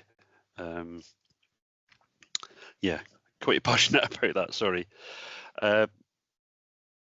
Another couple of points. I think on the discretionary fund, I believe officers have the opportunity to fund anything off their own bat, up to £5,000, if I'm right or wrong. They tend to, in fact, every time come to members to ask for our opinion, but I think they've got a significant amount of discretion, or forgotten the word, they're able to pass that themselves, I believe. Thinking about local place plans, just a bit of recent news that Invergordon, I think, have just taken on their new development officer. I think they've just been offered the role, so yahoo! Hope we can see some items, some forward motion on a number of fronts within Invergordon. Allness desperately needs some support. So I think some officer time delivered to Allness to help them take that forward. It's voluntary effort that's I was going to say making that happen, but it's really not making it happen because people don't have capacity, as far as I can see. So that's it. Yeah, I just wanted to thank both Fiona and Jamie for their support in my attempts to help with the prosperity group, and I would welcome somebody, a staff member, becoming a joint chair within for that to drive that forward with as much vigour as Councillor Edmondson has taken the transport forum forward. I'm quite jealous of that capability. So well done. Anyway, that's me. Thank you. Thank you, Councillor Cockett. Would you like me to come back and thank you? Just in reference to Planet Youth, I think it was one example of what the youth services or youth focused services can bring, particularly around the reference he made to the research, to the survey responses. And I think the Easter Ross Community Partnership provides a really effective forum for us to come together to have discussions about antisocial behaviour. And on the back of the report this morning, it's clear, particularly around antisocial behaviour that Councillor Dundas raised in Tain, that there's a need for the partnership to discuss that across the area and look at the preventative kind of approach that the various partners, including youth workers, can bring. And I know there's been previous partnership meetings hosted in the field in Allness doing just that, in response to kind of the need for us to work together better to kind of respond to young people and their needs. So, the partnership is there to be able to look at that together. In terms of the word discretionary, you're right, Councillor Cockle, that it is officers have delegated powers up to £10,000, but the strength in that is that it's a shared decision seeking of member support. So that's certainly the approach we take in the North and East, is about bringing applications to the members to seek your support.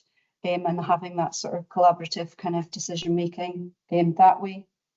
You're right, the Invergordon Development Trust, through securing community regeneration funding to appoint a development officer, last week that appointment was made, and the officer who's got that post has got experience in taking forward community-led activities, so it's really exciting. But we will always look at, through our capacity building approach, working with the community regeneration team and HTSI, and other partners about where support is needed. So I'm happy to follow up on the conversation about Allness, because I know that they're at the early stages of developing their local place plan, and they've reached out for examples of existing plans and to get pointers and support that way.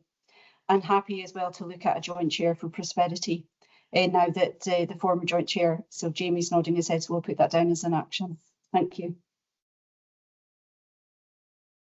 Thanks very much. And lastly, if I can ask Councillor Collier to come in. Thank you so much, Chair, and thank you so much for your effort and your work, Jamie and Fiona. That was a lovely piece of work to read. The report was really good. I've most of my questions have already been answered and it's been discussed in a wider spectrum, so I don't want to reiterate anything, but it's just an observation that I would like. There were certain, there were different opinions about different charities and organizations that we work.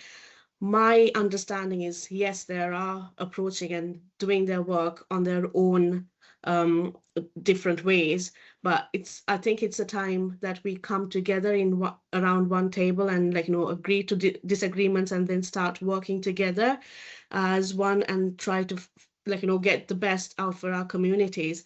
For an example, I have my own concerns and thoughts about the Youth Planet work in the local areas and our youth services who are actually doing a lot behind the screens without any recognition. And these are organizations that we have to build the bridges in between and getting them to work together. So that is a major thing. And also I agree with Councillor Atkin, and I'm really, really pleased that you brought it up. The auditing of this funding distribution has been always a major issue, and I have raised it time and time again. We have to have a fair way of distributing these limited funding capacities we have in the Highland and almost everywhere in the nation. So I would like to see if we can influence this situation or this process of funding distribution to make as a part of the oh,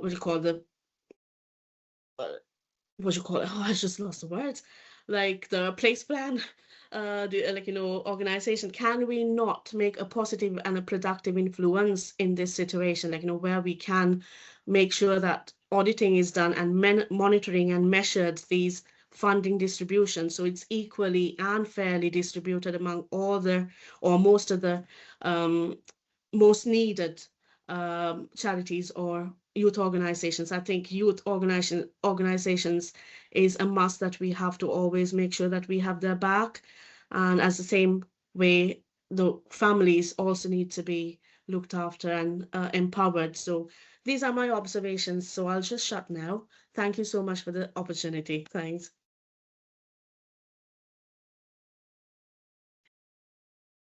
Thank you. Okay, so what I propose to do is I at the start of this item have read out the paper's recommendations. So at the moment, would we be all agreed to accept Councillor Edmonston's addition to the recommendations that we have a specific report on youth work presented back to this committee? What I would also like to do is, given that we're now talking about youth work specifically, I'd like to, as for a matter of transparency, draw to attention my own register of interests, as I'm a youth leader within the Scout Association. So just to make it absolutely transparent, as I do believe that Councillor Edmonston's requirement for a report is to cover all of youth work and all of its different facets, whether it be Highland Council youth work and youth work within other organisations throughout the area. Councillor Edmonston, given that it's your request and for this report, if I can bring you in at the moment to speak to that. Thank you. I lost you for a minute. Just like this meeting, I was reloading because I was using significant memory. I think Fiona Richardson made a good point about actually what do we mean by youth services. Obviously, in an amendment or a motion, it's very difficult to spell out all the services that I'd be talking about. And I wasn't really focused on, say, for instance, social service. It may be run by the council, but when I say services, I mean the Club Scout, the chess club, and all those sort of things that involved the church clubs, all that sort of whole great gamut of work that's being done by volunteers. And my approach is the one of the community engagement, the standards of engagement. The first thing you do is identify your stakeholders. If we're going to do anything at all, we need to know the organisations that are actually involved. And I don't think we have a handle on that as members. I'm not sure we do as a council either. So that's where I was coming from. So I'm glad that I have had support from both Councillor Coghill and Atkin about the concept of trying to move this forward. We're not going to get everything achieved overnight, which is unfortunate because some of these clubs are in a very precarious position and have been left in the wayside in the new transformational approach. But we have to start by basically understanding what we're dealing with and then moving forward. And that's really what, you know, it's the start of a journey, I think. That's what I'm trying to say. Thank you. So I'll if Councillor Ross and Councillor Atkin, if we can keep this part brief, because I think we are all agreed that we're going to request this report on youth work and as outlined by Councillor Edmiston. But if I can bring in Councillor Ross, please. Yeah, I'm total agreement with John as well and the others.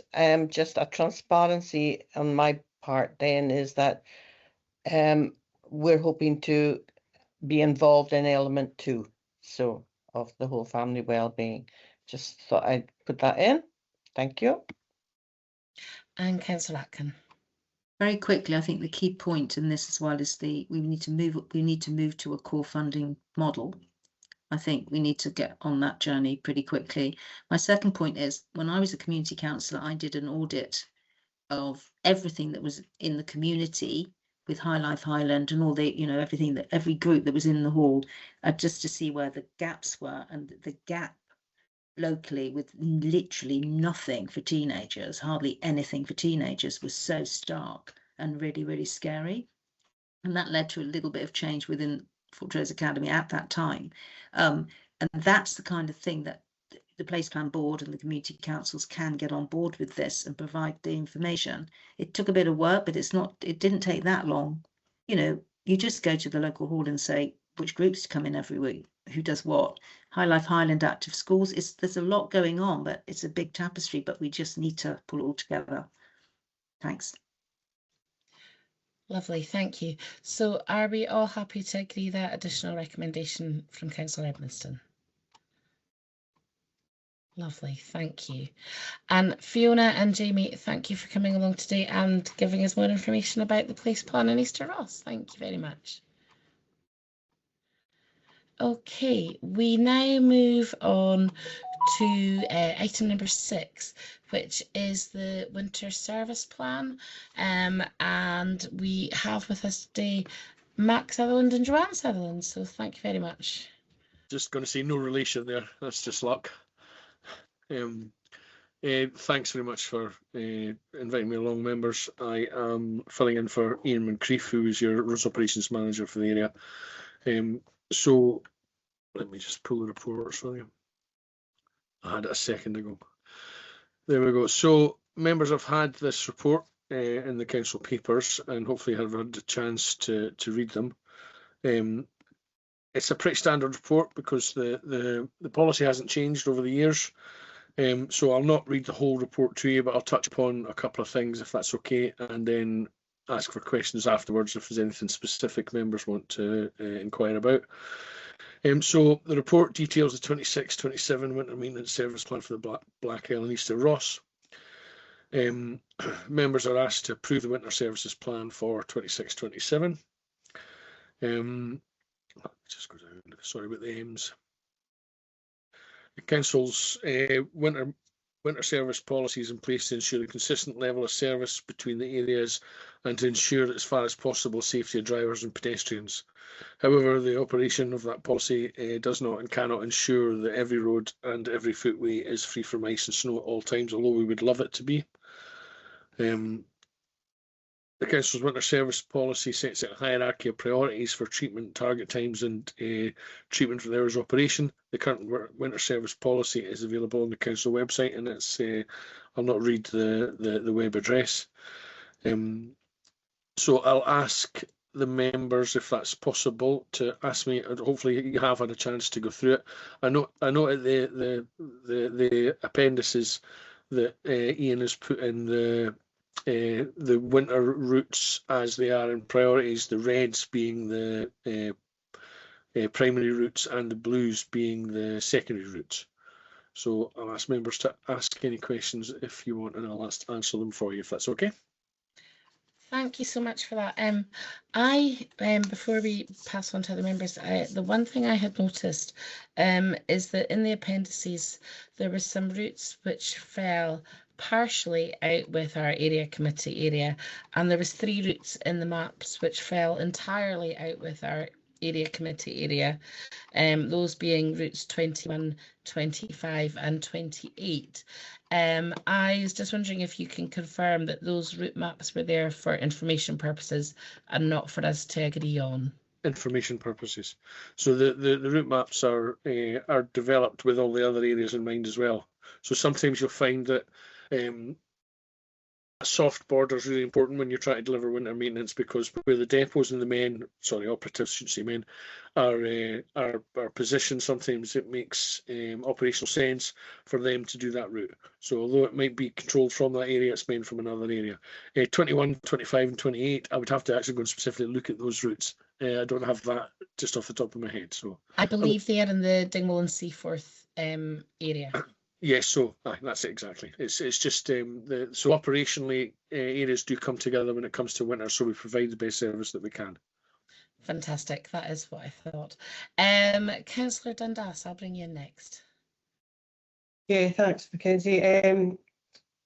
Thanks for the report.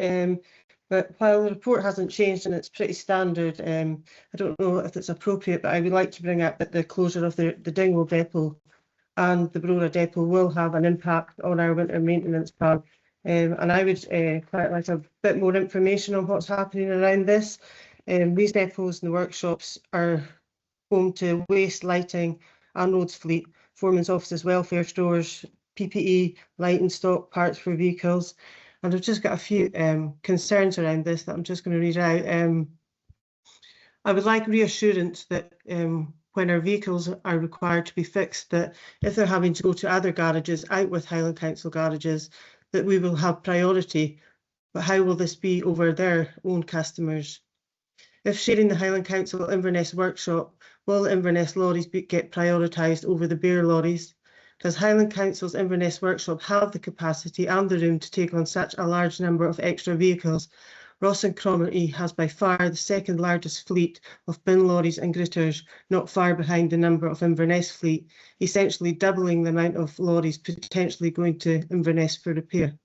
With the closure of our Brora workshop, does that mean Sutherland lorries are going to other garages, or they're going to Inverness as well? And also, what is the main function for the mobile mechanic? What repairs would they be expected to carry out by a mobile mechanic, and where would they be carried out? The side of the road, or on his back in a paddle, or on the snow underneath a lorry? Whilst the closures may deliver savings in one area of the budget, there is a real risk that this could offset by increased operational costs, reduced service reliance and additional pressure on staff, vehicles and infrastructure elsewhere. And given the importance of our roads maintenance and the winter service provision across Ross and Cromarty, it's essential that members fully understand the implications before final decisions are made on these closures. What is the plan to ensure members are fully briefed and given the opportunity to scrutinise this major change that will affect the Black Isle and Easter Ross wards? I know that in my own ward 7 that we are down 2 staffing resources for almost a year now, and one of them being our foreperson, and which has now been put on hold for recruitment. This is all having an impact within our ward on the ground service. And what will the impact on our roads team be to the delivery of this service? So I'm just really concerned that the members aren't fully aware of these closures and what that's actually going to do to our winter service, and I would like a bit of more explanation on that. Okay, so understood. There's quite a lot to unpack, but I get exactly what it is you're asking. So the closure, or the proposed closure of Craig Road being the mechanical side, will impact, and it has impacted. It's something I'm having to look at in relation to street lighting and how, what we're going to do with these, where the staff are going to be placed. I suppose for me to give an accurate answer to the questions you have in relation to fleet maintenance, I would have to pull Paul Reid in from Fleet, because the decision or the conversations that he is having with the various providers of that service and of those vehicles haven't been party to yet, because it's only in the last couple of weeks or so I heard about it too. So I have no doubt that part of those plans, or when they're looking at potentially closing Craig Road and the Brora mechanical services as well, that will all be part of the decisions that they're making. I don't have a specific answer for you on that, other than I can go away and I can get you an accurate update on that. Of when you ask questions of who will get the priority. So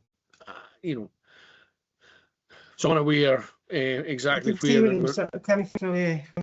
where I'm coming from for our winter maintenance, because we'll end up getting emails from everybody saying why our road's not been cleared when it's no, because they're in a queue in Inverness and there's lots of lorries before them. So I really think this is, I think we need more details before we can decide on a plan.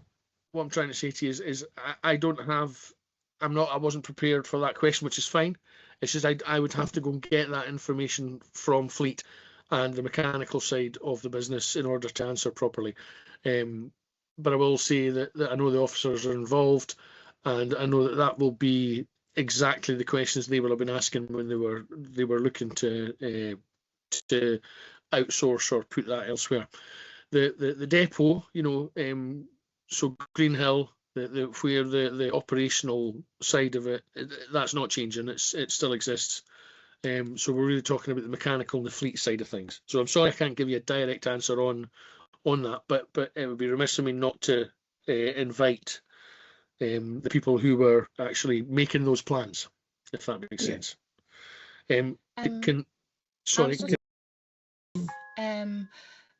Given that you've perhaps been caught on the hop today, Matt, it's okay. Would it be appropriate to come back to this committee and give us further information? If that's possible. And also, can you confirm if these decisions have actually been made or if they're in consultation? I believe that the discussions are happening right now. About it, and it affects all services, as I say, and we're looking to, if we take Craig Road as one, and I know Brora's the other one, but if we take Craig Road as one, there are other services that are impacted by that as well. So that the conversation has to come across all services. It won't just be Fleet moving out. If they're looking to dispose of that building, if that's the route that they're looking to go down, then all those other services, including stores, they all have to be relocated as well. So it's not a knee jerk or a quick decision. But as I say, I would have to pull in the officers that are actually dealing with that element of it. Yeah, because I fully understand that this will come under a relevant strategic committee, but I do think it has, quite significant implications for service delivery in our area. So thank you, Laura, for raising that issue. I'm sorry I couldn't give you. I'm sorry I couldn't give you as a comprehensive answer as I would have liked. I just don't have the details in front of me of what the negotiations are, what the agreements are in place about it yet. It is fresh and new for everybody, this one. Okay, thank you, and thanks for asking to come back with information. Yeah, thanks. Will do. Councillor Edmiston, can I bring you in, please? Thank you, Chair. You're going to just have to put me straight. You mentioned in an email that or at the beginning of the meeting that we will be discussing the Screw Road. Yeah. And I'm just trying to work out when's that going to happen. Are we going to improve the report before we do that, or are we going to do our sorry, Lindsay, is that a yes? We're going to correct approve. Yes. What I'd like to do is we look at the substantial item itself, and because obviously we do need to make a decision on the winter service plan for 26-27, and then we will have a further discussion as agreed at full council regarding the Stewie Road. Okay, so this isn't a question really for Matt, but it's more procedural. If the bulletin is attached to the end of the papers, it's not included in that particular agenda item. So therefore, I wondered if when we approve the the winter service plan that we make some kind of reference to the bulletin published in the papers, so it becomes part of agenda item wherever we are now, about the roads, rather than tagged on to the end of the committee report. You're absolutely right, Councillor Edmondson. The bulletin didn't actually form part of the agenda, but it is such a substantial and important item and requested at full council that we will take it as an additional sort of add-on to item 6. But item 6's decision still needs to be made in the first instance. So just for running order purposes. Oh, right, okay, fine. I just say that I echo Councillor Dundas's concerns. I'm not quite so convinced that we are actually going to get any consultation on this. And I would say that when Easter Ross was part of Sutherland, the roads network, we suffered terribly from getting equipment, the relevant equipment down, you know, from Caithness and Sutherland when we were part of that area. It was a disaster. We never saw anything, you know, and I worry that if things are being repaired in Inverness, it'll be the same.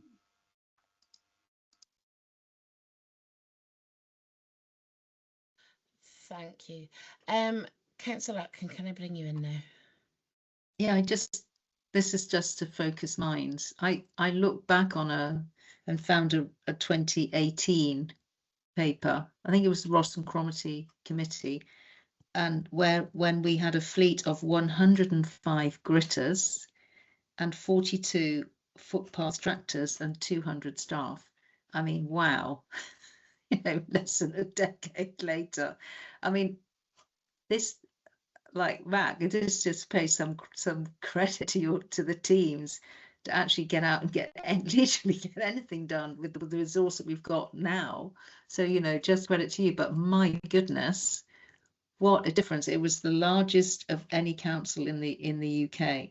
And my second point is, in terms of investment, as we're going to come into another budget round, these footpath tractors are just, you know, kind of, they don't cost the earth. I mean, they're not cheap, but actually they're not massively expensive for the benefit that they have. I mean, I'd love every village to have one, because this is what, you know, helps the economy. Again, it's the ripple thing, isn't it, of somebody that comes out of their house, takes a chance, slips, breaks their wrist, ends up in the A&E, comes back, means that they can't go to the shop anymore, then they're stuck at home, then they need care. I mean, on and on and on and on it goes. And it's the walking around the pavements, Matt, that's so challenging when the weather's bad. And I know, I mean, just hats off to Cromarty, there's a young guy, isn't he? He's amazing. Just goes off and has a little tractor and he just clears out all the pavements and makes sure the elderly are okay. We need that in every community. I know it sounds like enormous because of the Highlands, but it wouldn't actually cost multi-millions. It wouldn't cost absolutely the earth, but it would make such a difference. The smaller scale in terms of multi-millions. So just throwing that into the mix. But you know, when I first moved up here, everyone used to say it must be terrible being snowed in. It was the turn of the century, and it never was an issue, was it? It was never an issue. That's why we had so much money and resource in those days. Thanks. Okay, so I'll make a comment on that. So footpaths, in previous years, it's been agreed that footpaths are treated as resources permit. And although there is a footpath policy, that is what it states, and it's not. Okay, so the tractors cost what they cost, but it's the resourcing of it that the problem is. It's the manpower. So we have. You spoke about the sort of that rurality, and that's so okay. There are areas of the Highlands that are quite urbanised, Dingwall, for instance, but then there's all of the Black Isle, there's all of the, you know, and west.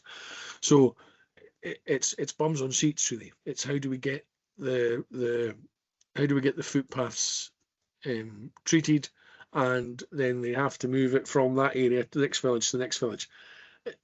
In an ideal world, I couldn't agree more. It's just about can take control of that, you know, give Give So them the commu- resource and they will do it. Yeah, but communities driving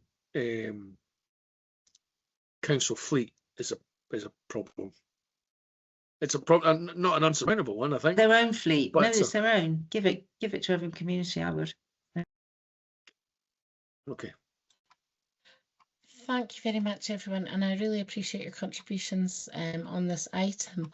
Are we happy to agree the winter service plan for 26-27? Agreed. Thank you very much.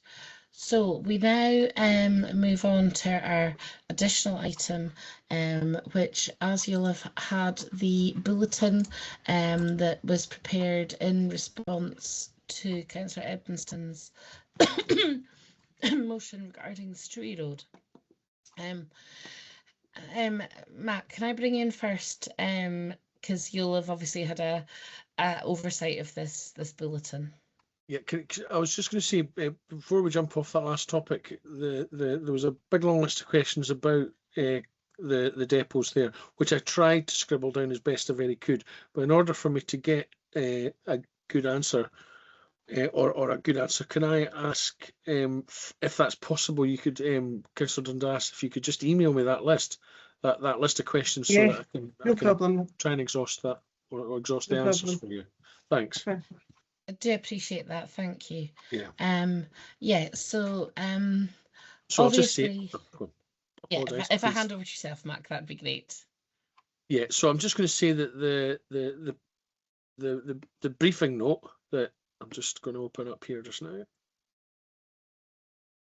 about the street. I've asked Joanne Sutherland, who is the Roads Operations Manager for Caithness and Sutherland, to join me. And it is this piece of work is, I suppose, just it's where we are now, and I suppose it's the start of a conversation piece, isn't it? The members want to talk about it. So members will have had a chance to read this, but if we look at the, let me just get it for you. Okay, bulletin outlines the winter maintenance operations on the B9176 Stray Road, and it was following the recent snow events. The winter service policy 2018 ensures consistent level of service with roads and footways across all areas. Impossible to provide that winter maintenance service across all roads at the same time. Roads are classified primary, secondary and other dependent on the road hierarchy. Primaries are treated first, and members will know this, secondaries and final, others as resources permit. The report summarises the resources available to undertake the winter maintenance operations, together with the routes maps detailing the roads treated. Appendix 2 shows the B9176 is a primary route and reflects the strategic nature. So there's a map down, or there should be a map attached to that. If there's not, I can get that put over to you. So in relation to the day-to-day delivery of that, which I think is what you want to hear, if I can ask Josie, sorry, Joanne, I apologise. Are you there, Joanne? Yeah. So routinely, sorry, morning members, I'm new to this forum, and thank you. So for operational reasons, the Struy is managed partly by the Sutherland office, and it's a forecasting element and delivery of the route. So we from Sutherland deliver the pre-grit route, the evening route in total. We cover it from the Dornoch depot in the evening, and it covers the whole of the Struy, the turn at Skeach and go back.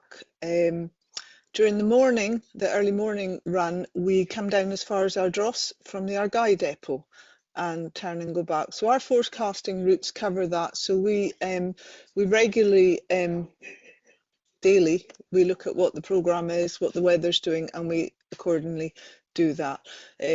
It's not unusual. We have a similar arrangement over in the West Ross up in Invergordon, covering that with the Ward 5 officers, and I believe it happens elsewhere. We do an overlap between Caithness and Sutherland. So there are operational boundaries, but for other reasons that are where gritters are based, the type of gritter, you know, we have these soft boundaries, and we always have had them. They've been in place for many years. So that's the normal routine day-to-day stuff. What I would say is that our resources that we currently have and have had for a number of years are based on a routine frost day. That's the level of resourcing we have. So when we do get extreme weather, with reduced service for public holidays as we did this January, there's a huge impact on what we are able to cover and how we do it. What I would say, back in January, in our Guy, we were short-staffed. We had a long-term member of staff who's still off, absence, and we had a vacancy. We're still trying to recruit to. So that was 50% of our staff gone. We also experienced a lorry off the road that's still not back in the fleet. And we had the roads north out of Lairg, particularly in a bad way as well. So we were focusing on those communities being able to come down and access. So it was a really challenging time, but that was the operational situation at the time covering the Struy. Thanks, Josie. I know that you're ahead of me, Tamala, but I could just maybe add a little bit of context to that as well. I do apologise. I don't mean to jump in. So that 2 weeks was the gift that kept on kicking, as far as I was concerned. It was one of the worst spells of sustained bad weather across the Highlands, if we are talking at the same time. I think we are, Josie. At that point, I was a roads operations manager for Skye and tried to look after Lochhalse as well. And we had communities cut off for weeks on end. It was really grim. It was a real challenging situation that we were meeting every morning around with fleet to try and move lorries around, trying to get that service to all areas, understanding that as Joanne was just saying, that we were trying to keep those remote communities open as well. So there was decisions made that with our resources. We also had something that I'd never seen before, which was almost every morning we were going out and lorries had all broken springs during the night. It was an astonishing time that we had an awful lot of really low speed accidents where lorries were doing 5-10 miles an hour and were just sliding sideways off the road. It was really challenging.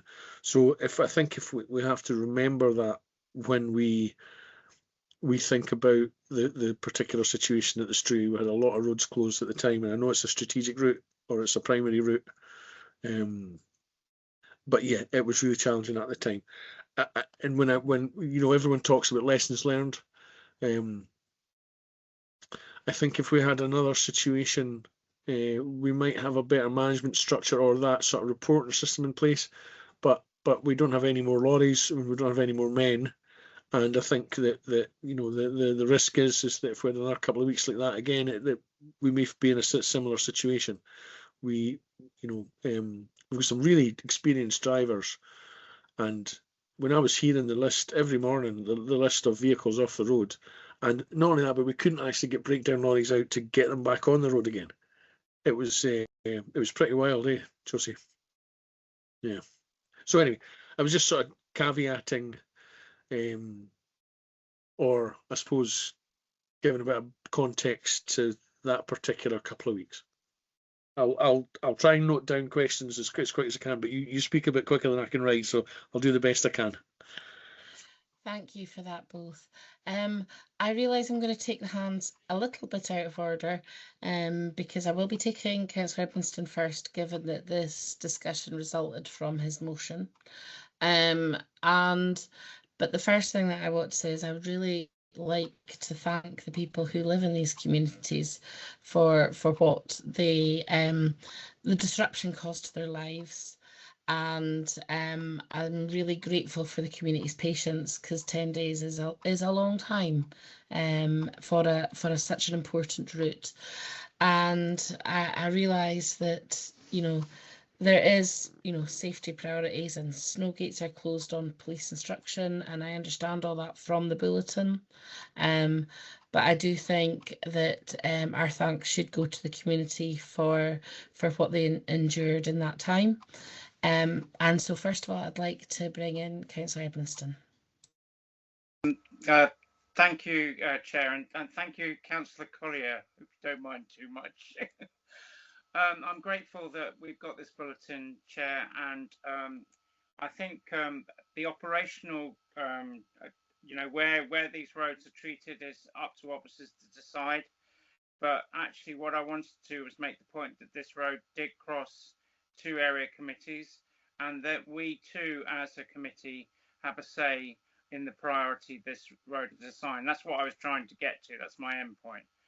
Now, I didn't really want to stir up muddy waters again. I think we've discussed this a lot in full council and various other meetings, but I cannot let the fact that this is a particularly extraordinary event, and I'm not taking away from the people and the men and women involved in doing this. I know this. I live in a very high rural environment, very close to the Strew snow gates. I have been in situations cut off. It's taken a week to get me out. You know, people have had helicopters to rescue their livestock in the glen that I live in. I know about extreme weather. But what I would point out to under the current policy is that you're perfectly entitled to get contractors. We allow that as members for you to source contractors to get these roads cleared. And secondly, I have heard from the Easter Ross lorries, when it was this storm had basically abated and things were getting easier, that none of their resources were called upon. You had resources in Easter Ross that could have been used to get this priority 1 road, but the decision was made was that the A9 was a suitable diversion, and that isn't included in policy. The policy is to open priority 1 roads. And I don't really want to go over it again. I'm very grateful to have this matter addressed. I'm grateful to have the assurances listed in the bulletin, and that we're going to be hopefully passing something over this, Chair. And I'll just leave it at that, because I just want officers to learn from this experience.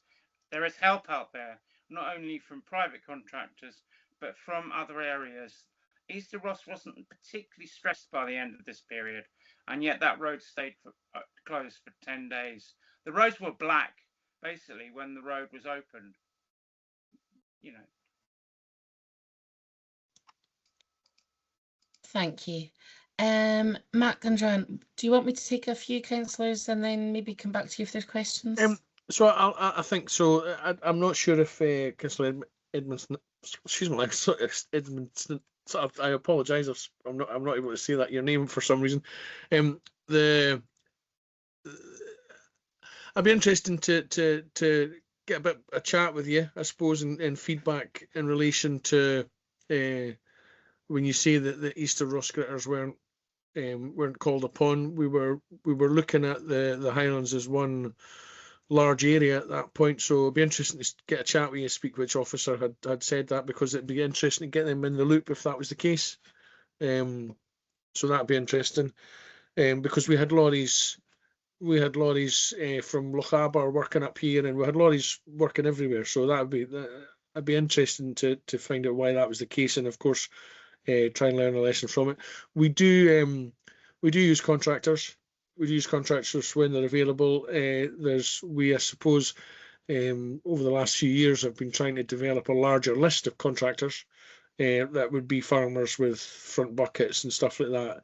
It does cause a lot of damage to the road when we have to resort to that, because you'll know that our gritters, our snowplows, have a sort of rubber bottom on them, whereas, and I can talk from experience in this one. So I had a farmer out trying to open up the Kilray Road, and he was obviously scraping the ice off the road, which had been hard packed to the extent that he was wearing the bottom of his bucket away. So, and that does cause some damage to the road. So we have to think about that as well. And there's that matrix of if we wait another day, if it's going to be a bit more thawed, then we can deal with it ourselves and there's less costs. But I don't think that was the factor in this particular case. But so yeah. Edmondson. Sorry, I apologise. I don't know why I couldn't see your name. So please, I'll take other questions. Unless Josie wants to ask something specific about answer something specific about that, no, you're fine. Thank you. Councillor Collier. Thank you so much, Chair, and thanks a lot, my colleague, Councillor Edmondson. He has already asked the most important question that I was going to ask. The other thing is, Mackenzie, you have mentioned that we can't, like, you know, this is how we are going to deal with the extreme weathers, but weather is something that we cannot control, and we are seeing that extreme weathers are to be expected over the next God knows how many years. So we have to be up with our game, like, you know, our processes and our planning has to be to address these unprecedented situations and extreme weathers. Now, one thing that I've understood from reading this report is that we do not have the necessary resources or the capacity within the Highland Council to address situations as such. So what planning are we taking in process to address and build up our resource capacity? And also the other thing is, like, the whole roads got closed for 10 days because of one long-term sicknesses and staff shortages. So this is a big saying to us, kind of like an eye-opener, that we have to be able to get people more into our jobs, and we cannot take one person's absence, like, you know, diminishing or impacting a whole community in a long term. So these are things that I would like you to address and come up with a solution how we are going to mitigate in the long run. And the final bit is like the communication. During prolonged closures, may residents and businesses rely on timely information? Has the council reviewed how it communicates expected reopening times and operational updates? So these are my questions to you, and I'll keep my mouth shut now. Thank you.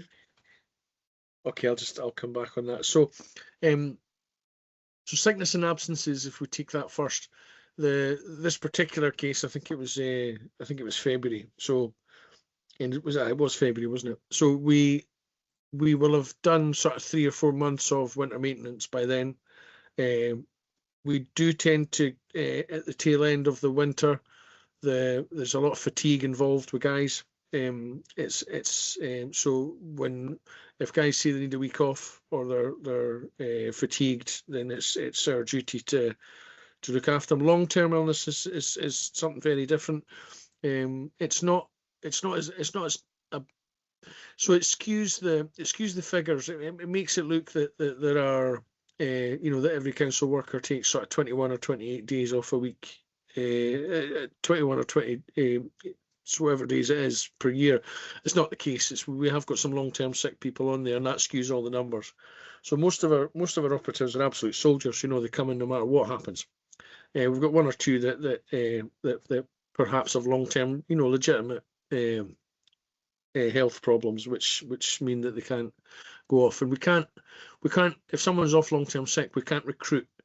We don't have the finances because we're still got to pay these people, quite rightly. But we can't recruit. I'm really sorry, Mackenzie. I'm trying to I'm not trying to diminish or I have to intervene there, because my question is not about questioning the people who are on leave for long sicknesses. That is bound to happen in recruitment, in resources. Yeah. That is something that we have to face. My question is, like, what is the resilience plan that we have to address that situation or mitigate it, and then make sure that we have workforce available there to address situations in such weathers? Thanks. And I suppose that was my preamble to it. I was sort of setting a scene and explaining so I apologise for sort of dithering around the edges. So we can't recruit if someone's on long-term sick. We can't recruit in their place. So we then have to look to sort of agency workers, if that's possible, to fill the resource.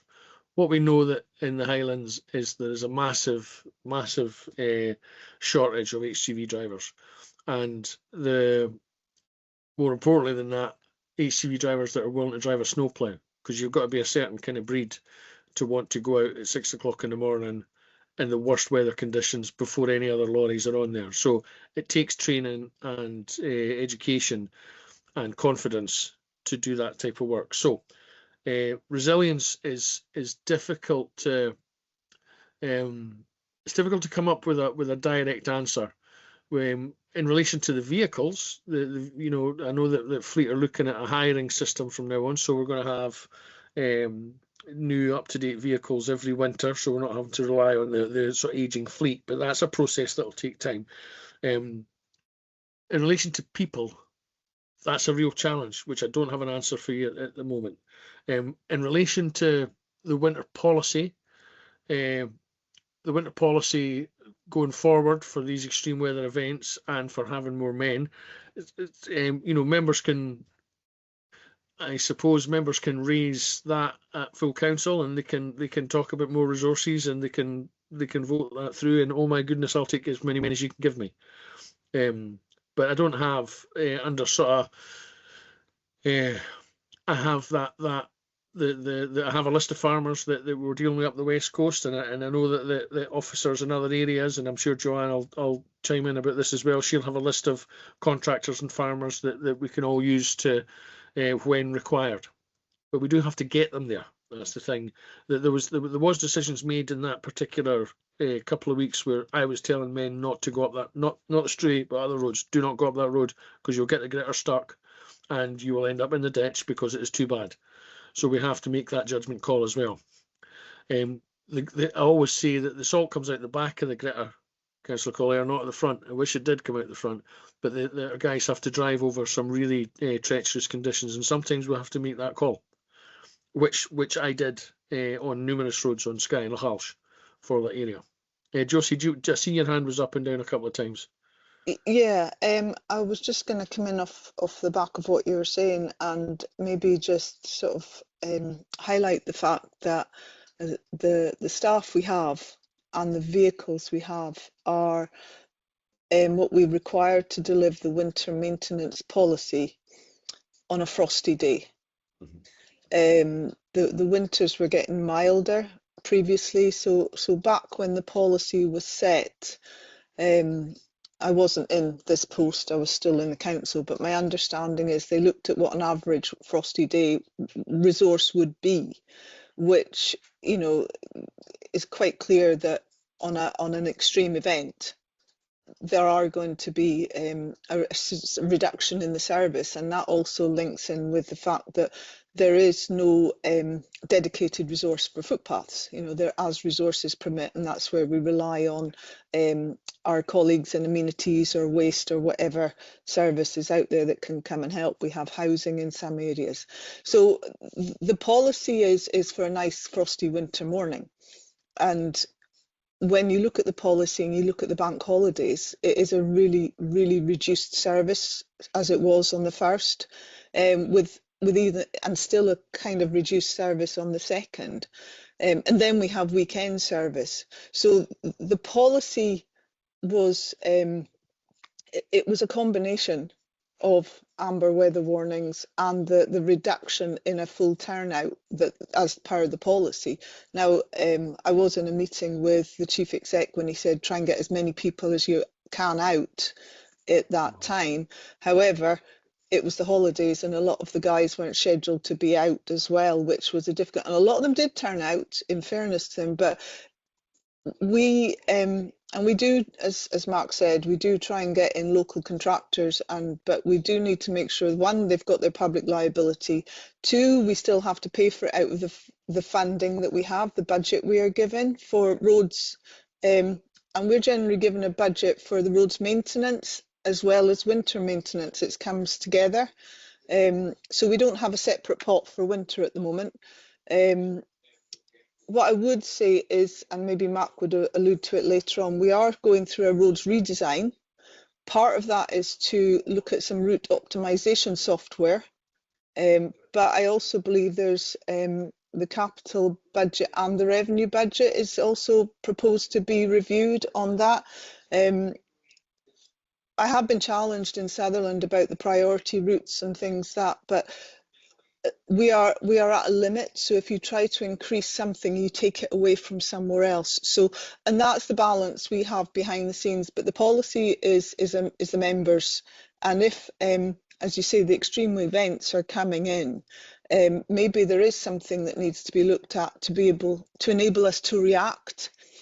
What I would say, in addition to the meetings that were happening, we were having daily meetings with all the emergency services that was going on in the background.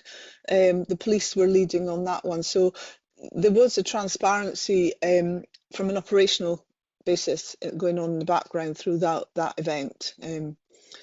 So yeah, that was the only extra I would say. Yeah, I think I agree. And part of those meetings as well. So it's a real tough call when we have like an isolated community with elderly people in it who haven't had food for 2 or 3 days. So we have to prioritise putting a gritter up that road rather than what it would do in its normal duties, which is doing like an A class or a B class road.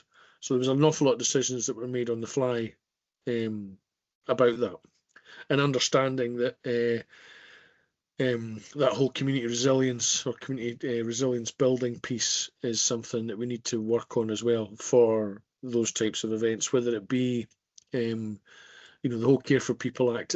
I think a lot about the fact that we do have a lot of village halls, and during COVID we really rose the game, didn't we? And we had dry goods in all these places, and we were able to keep communities that were struggling. And there is almost that sort of short container of dry goods and UHT milk. So when I were a lad, as it were, we always had UHT milk and bread in the freezer because we used to get cut off all the time when I was young, but I'm quite old. And we also always had a shovel in the back of the car, and that just doesn't. None of that thing's happening anymore because we have had such mild winters for so long. So I suppose it's not unreasonable to expect why we are where we are with the current winter policy, because we were dealing with something that was like 2018, I think it was, the last winter policy or the last update of it, and that's still what we're dealing with. So yeah, I was actually speaking to Debbie Sutton this morning about that and talking about part of the redesign is we need to review that and look at those weather events. The issue is always going to be how we fund it though, isn't it? Because it's always money. It's always resources. More money, more resources, we can do just about anything, you know. But we'll be as clever as we can with what we have until we catch up, until we get there. Sorry, I don't mean to speak over members. Sorry. Thank you. You're absolutely fine. Councillor Coghill, can I bring you in? Thank you, Chair, and thank you, Mackenzie and Joanne, for all the information you've given us and for this bulletin. I think I just want to thank all the operatives that do the heroic work to keep our roads open throughout the winter. It is astounding the conditions that they seemingly willingly go out in. So more power to their elbow for doing so. But as you've said, there's not enough of them, and recruitment for gritter drivers or for roads, it's not alone. Waste also has issues. Maintaining a workforce. So I think it's not just for Mark and Joanne. It's a Highland Council wide problem, I believe, that needs to be looked at more creatively to give us a workforce that is fit to deliver for that longer term, and making it seem what it is, a valued job to do. Nobody wants to be a bin man necessarily, but or out gritting the roads, but it is so important. So I think we need to, as a council, think a bit more creatively as to how to both recruit and retain these people for critical roles. I just wanted to touch on the Struie last winter. Contractors, I believe, offered their services and were not taken up on that particular instance. I remember at the time I got somebody sent me a video of, I think, those same contractors clearing a wind farm road which they would have needed to go up the Struy to get to fulfil their contract. So, you know, they could have done it. Oh, you've Thank frozen. you. Sorry. Yes, I'll hand over to yourself, Mark. Sorry, yeah. So unaware of that, I realised that we've just lost. I'm actually being called. I've got another committee to go to Loch Harbour next, so I'll try and I'm not going to. I will leave Josie here to answer any specific questions, but I'm unaware of contractors offering services being refused. But I can investigate it. Thank you. And if I hand over to Councillor Dundas.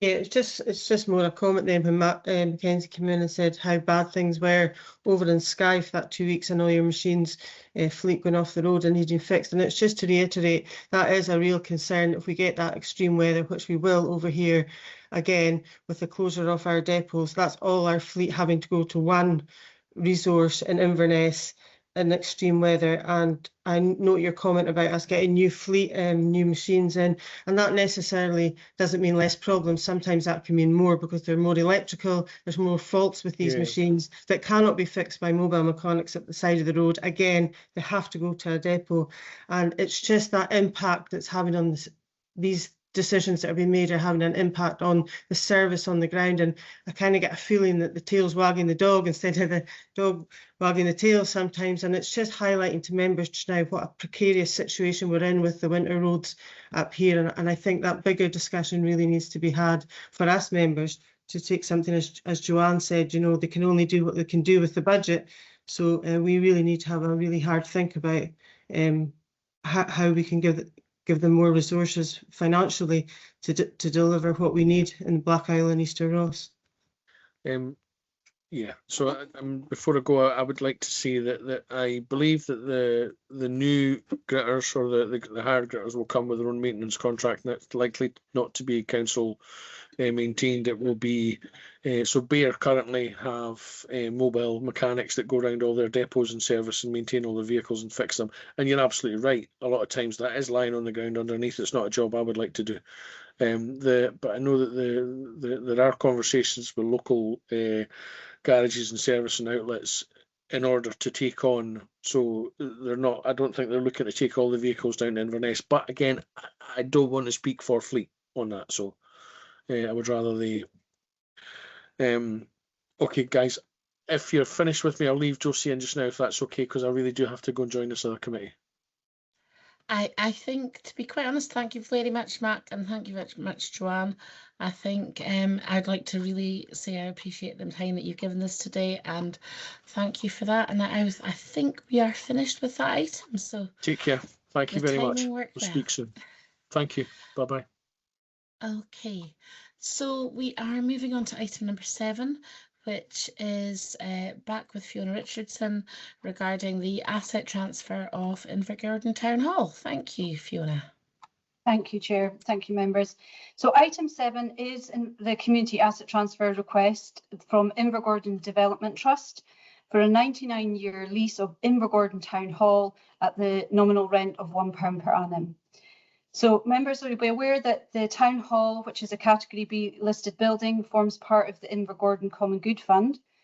And this building has required significant refurbishment for a number of years, and previous efforts to secure funding, increase usage and identify a sustainable future for the asset has not been successful. So, and current income of the building falls short of the investment required to bring into a satisfactory condition and secure its long-term future. So the request here before members has been submitted by Invergordon Development Trust, which is a charitable organisation established in 2019. And they are seeking to restore and transform the town hall into a vibrant, multifunctional community hub for community activities, culture and enterprise. The proposal is for the trust to take on responsibility for the building through a long-term lease rather than full ownership, which ultimately means the town hall will remain on the Common Good register. The trust has carried out a significant amount of community engagement, and this has informed the proposal. Consultation undertaken by the trust demonstrated overwhelming support for the ownership and redevelopment of the building with almost a 97% of survey respondents supporting the proposal. The application has also been submitted with supporting letters from community councils, businesses and elected representatives. The CAP board has assessed the application, and you'll see in section 7 of the report, this summarises the findings, and Appendix 2 provides the full assessment. So the CAP board, having done this, concluded that the community benefit and community support of this proposal are very strong, and the capacity to deliver sustainability and resourcing has been assessed as strong to moderate. The assessment recognises substantial social, economic and environmental benefits that could be achieved through the project, which seeks to increase community activity, opportunities for training and employment, supporting health and wellbeing and regeneration, and the retention of this really important landmark. We do recognise there are challenges associated with the scale of the refurbishment and the funding required, but the Trust in their supporting information have provided a list of potential funders which they seek to engage with. We've mentioned already today in committee that the Trust has secured funding and now employed a development officer, and part of their role will be to take forward this project, so it's adding extra capacity into achieving the project. The proposed lease would also include some safeguards requiring the Trust to seek council consent for any significant development works and ensuring funding's in place. And that's really to mitigate any risk of the work starting without this, the funding required to be in place. So members, the application and supporting evidence, and there was a lot of supporting evidence which you'll see in the appendices, really set out a strong application for Invergordon Development Trust to take on the Town Hall through this asset transfer process. And I'm happy to answer any questions. Thank you. Thank you, Fiona. It looks like there has been a massive amount of work gone into this, and it also looks like this will secure the building's future and make it a fantastic resource for the whole community in Invergordon.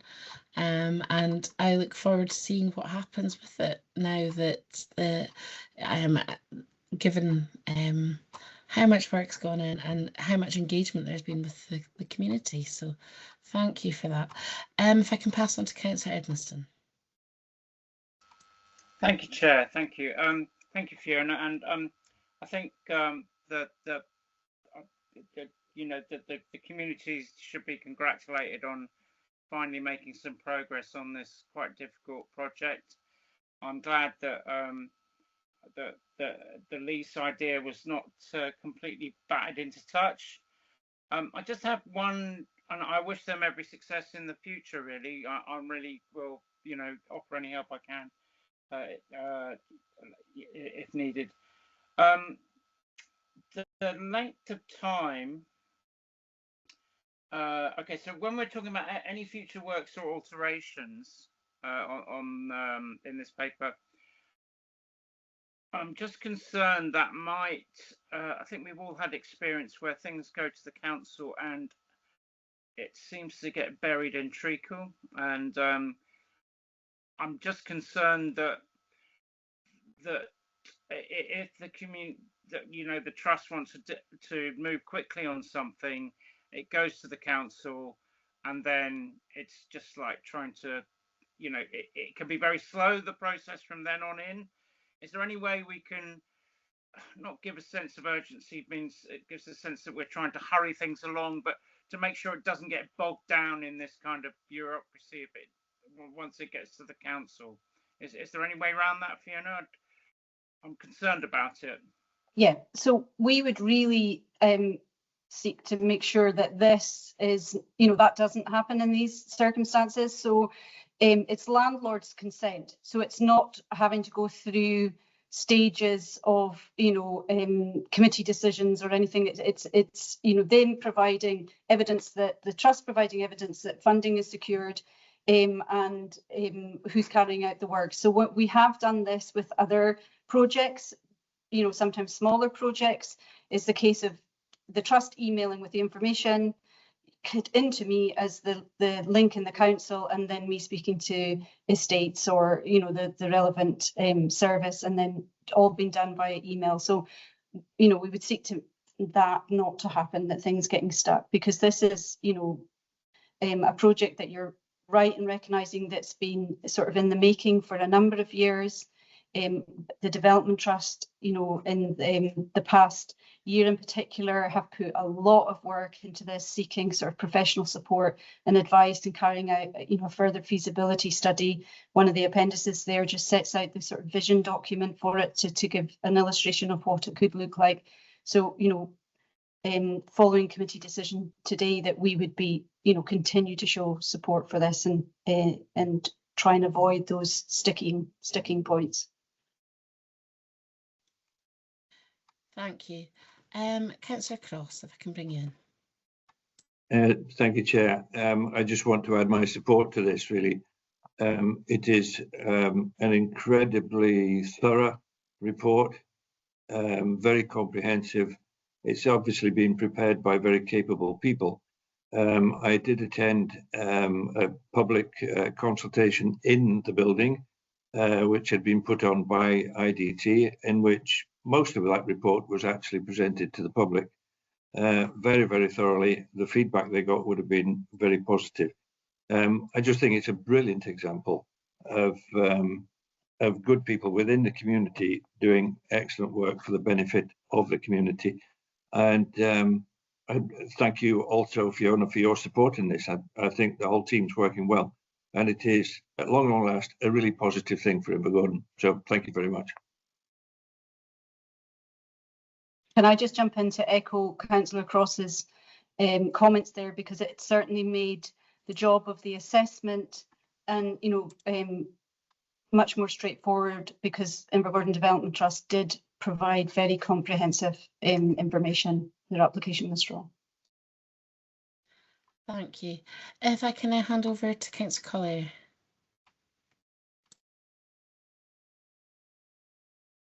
Hi, thank you so much. I'm really sorry. I don't know what happened to my what you call the camera. It's just to check with you, Fiona.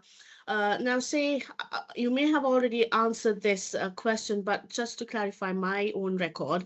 Now, what safeguards exist if the Development Trust experience financial difficulties in the near future? And also, how will community access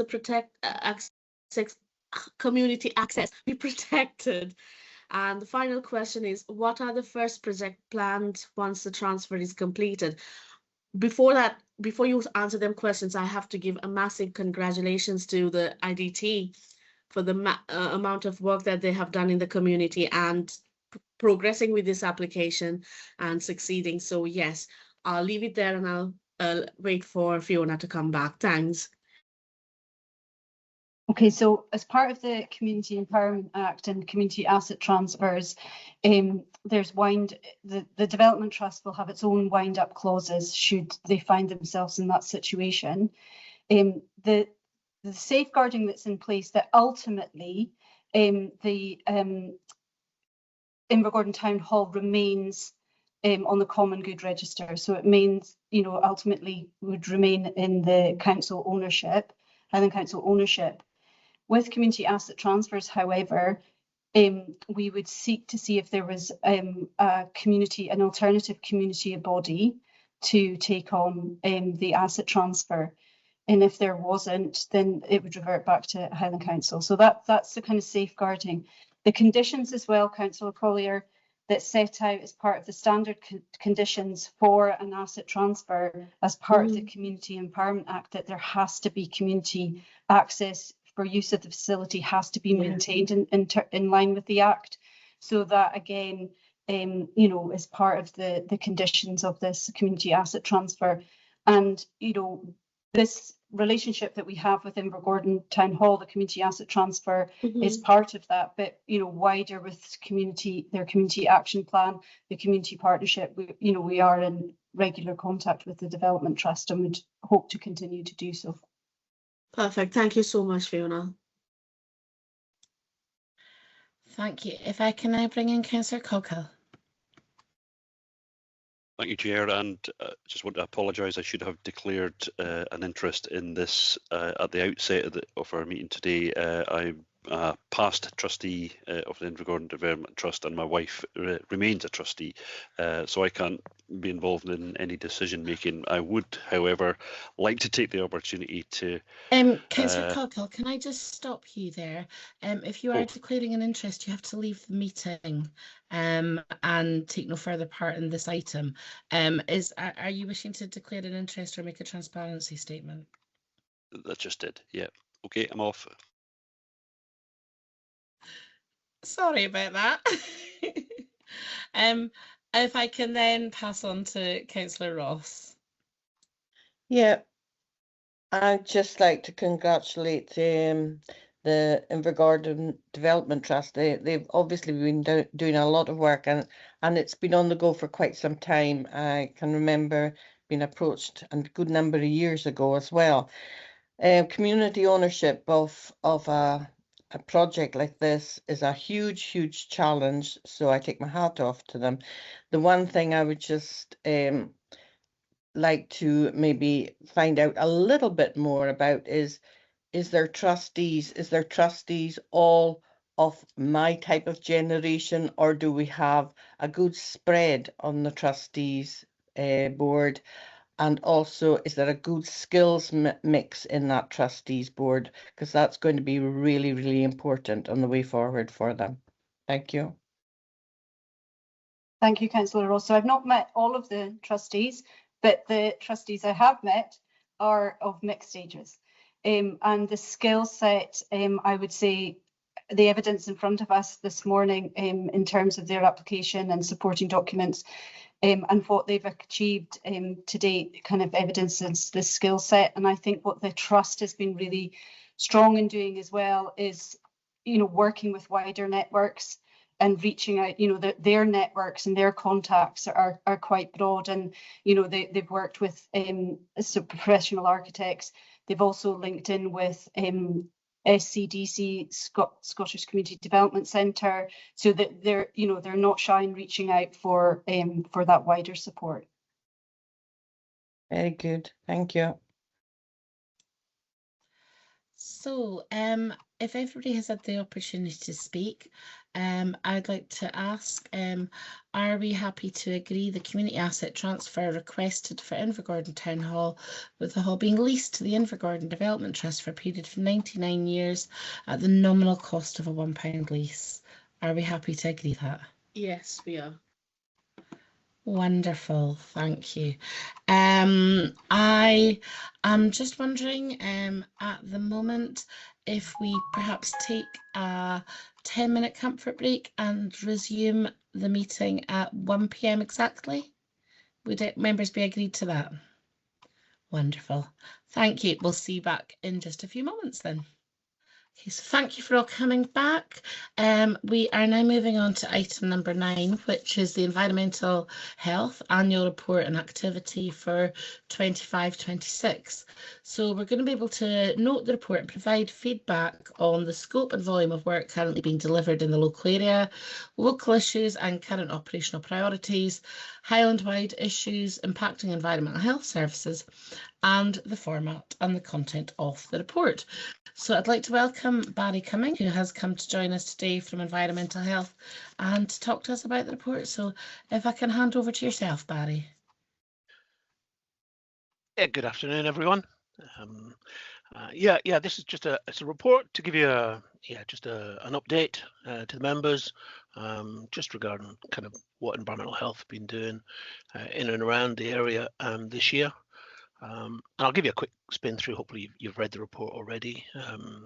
But as you can see, environmental health, we conduct a wide range of statutory duties on behalf of the council, with the general remit to protect and improve public health. And much of the work that we do is proactive and preventative. For example, the programme that we have for food safety inspections.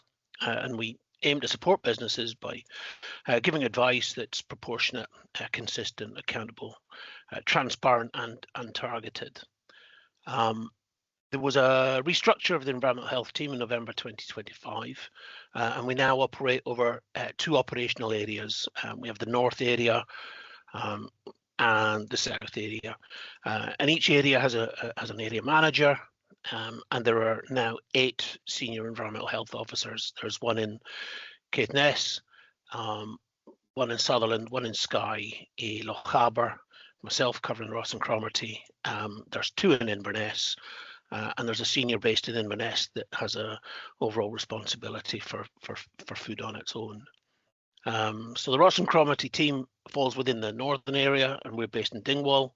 And there's one senior, which is myself, obviously, who manage the team, covering environmental health functions. And we've given you Appendix 1, shows a detailed team structure of environmental health nowadays. So within the report, our activities, I've broken it down into 3 main areas.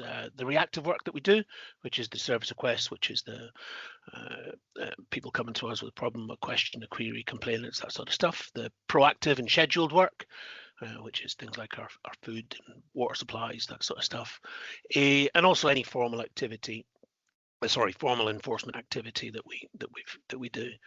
So all the figures that are in this report are from the 1st of April to the 31st of March, 1st of April 25 to 31st of March 26, and they all relate to wards 6, 7, 9. So our reactive work, we record them as service requests, and I've given you a summary of that in table 1. There's a full breakdown, obviously, in Appendix 2 of the report. As you can see, that the total number of service requests that we got for this, the Black Isle East Ross area, was 1,422. And from that table, you can see, for example, a significant drop in short-term let consultations, but you have to understand that this short-term let consultations operate on a 3-year cycle, so the renewals will fluctuate in accordance with that cycle. So in a couple of years' time, there'll be another big number as more renewals come through the system. So another one to note, obviously, is the abandoned vehicles that have been reported to environmental health. For this area alone, it's increased from 167 to 336. And of that 336, 39 were confirmed as abandoned and were removed. 71 were removed after an intervention, such as going out, stickering it, that sort of stuff. And 125 were actually confirmed not to be abandoned vehicles. We are undertaking a review of our operational procedures in respect of reports to abandoned vehicles due to the significant increase across the Highlands. They've gone, for example, from say 936 in 23 to 1,738 in the last financial year, and so far this quarter I think I'm around about 680 just in the first quarter. So we're putting a report to the Communities in Place Committee on the 13th, specifically on abandoned vehicles, which I'm sure some of you are involved with. Another category that we know has risen in the Black Isle East Ross area was dog control.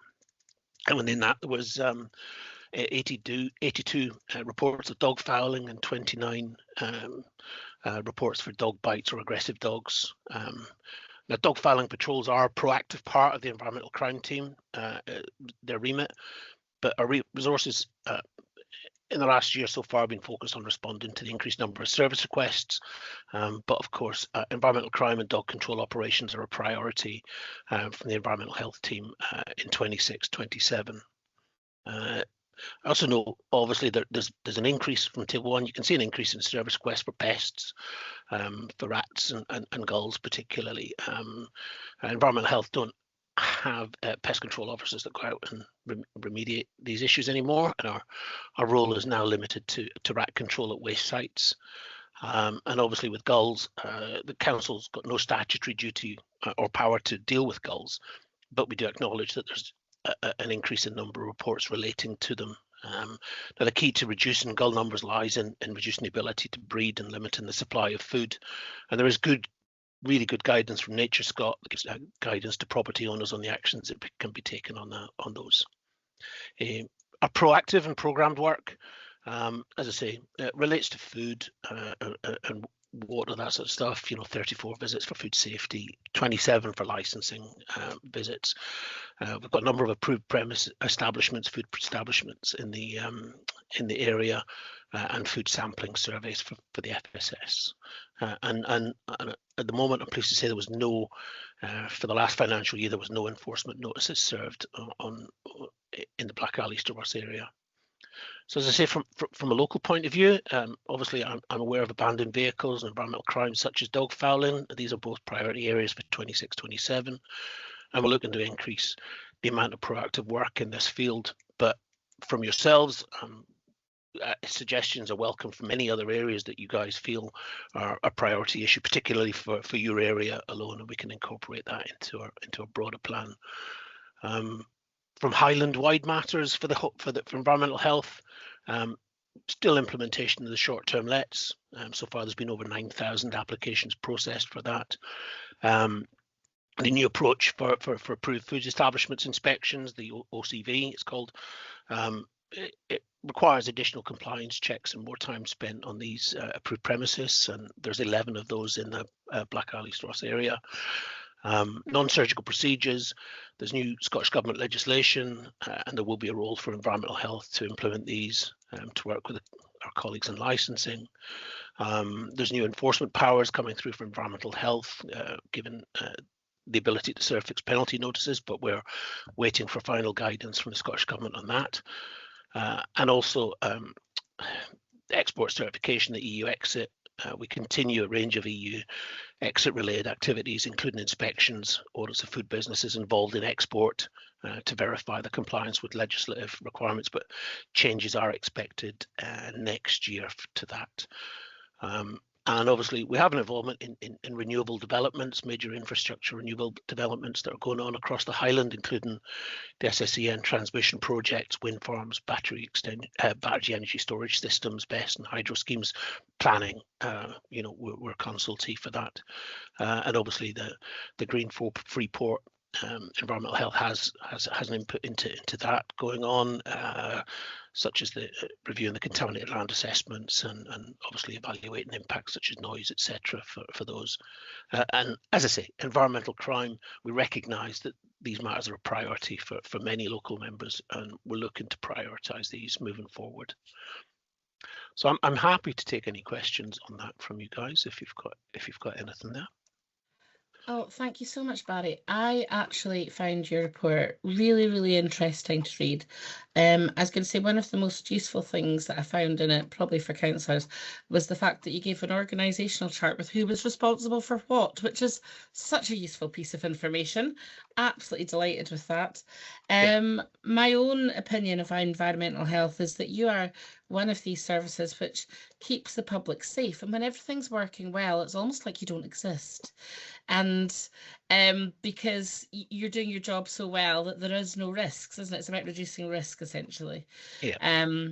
And I think you're absolutely right about abandoned vehicles. I think many members of the public love to get a bit of advice from their local councillor about the abandoned vehicles, especially when, what's the difference? Is it up on a public road? Is it on private land? Is it, legal and taxed? Is it not legal and taxed? All this kind of minefield of information that members of the public have to go through.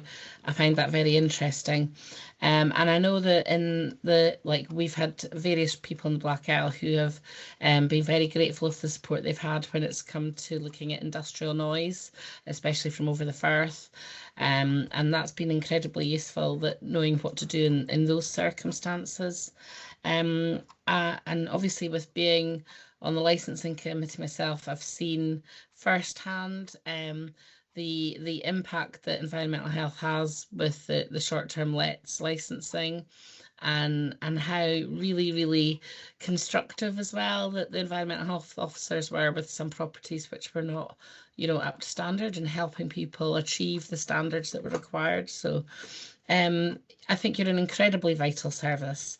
I did have one small question in all of that, and that was, with the dog warden type services, when it comes to out with office hours, where would members of the public go for support in terms of an aggressive, dangerous dog? Because obviously I realise that we have the dog warden, officers, but, in those, out with those times, where would members of the public go for support? Thank you. Okay, well, thank you very much for your kind words as well. I'll pass that on to the rest of the team. So for dog issues outside of normal working hours, aggressive dogs, controlled dogs would be the police. I would suggest would be your first start for an aggressive dog. For other issues like animal welfare, it would be things like the PCA. But at the moment, there is some change to the service provision that they have. As some of you may be aware, so we're looking into kind of how they're triaging that situation that they find themselves in at the moment. And I understand that the Society of Chief Environmental Health Officers are looking to discuss that with them. But yes, for an aggressive or dangerous dog, then the police out with hours would be your first port of call for those. Thank you so much. That's really useful. If I can then bring in Councillor Dundas, please. Sure. Hi, Barry. Yeah, I'm like Lindsay, thought that graph was great with all the licenses. I didn't realise how many licenses you actually have to deal with over your department. So yeah, you guys are doing a great job. Just two little sort of things that have come up from that is the abandoned vehicles. I think it's, as you know, we've got an issue with them down in Ballantor and some in the village, and it was identified, maybe it's almost 2 years ago now, that there was a piece of land, a compound that Highland Council were looking at so that we could get some of these removed. I wondered if there's any further update, are we any closer to having that compound? And the other one was on short-term let licenses. So what procedures do the department have to ensure that people are operating with short-term let licenses, or do we rely on members of the public to come to us and to yourselves at Highland Council to identify them? And how often does I noticed there's a short-term let register on the Highland Council website. How often does that get updated? Do they wait till the 3 years, or is that continually updated as the short-term let licenses change? That'd be great, Barry.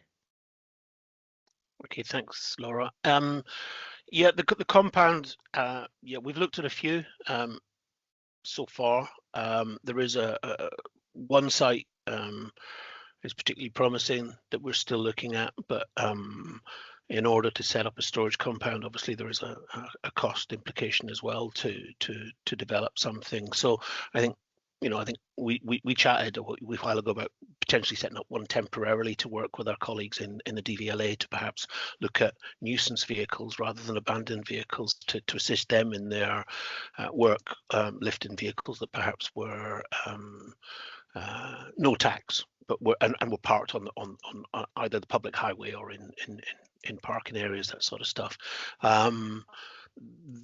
We kind of moved away from the idea of a temporary one, looking at perhaps more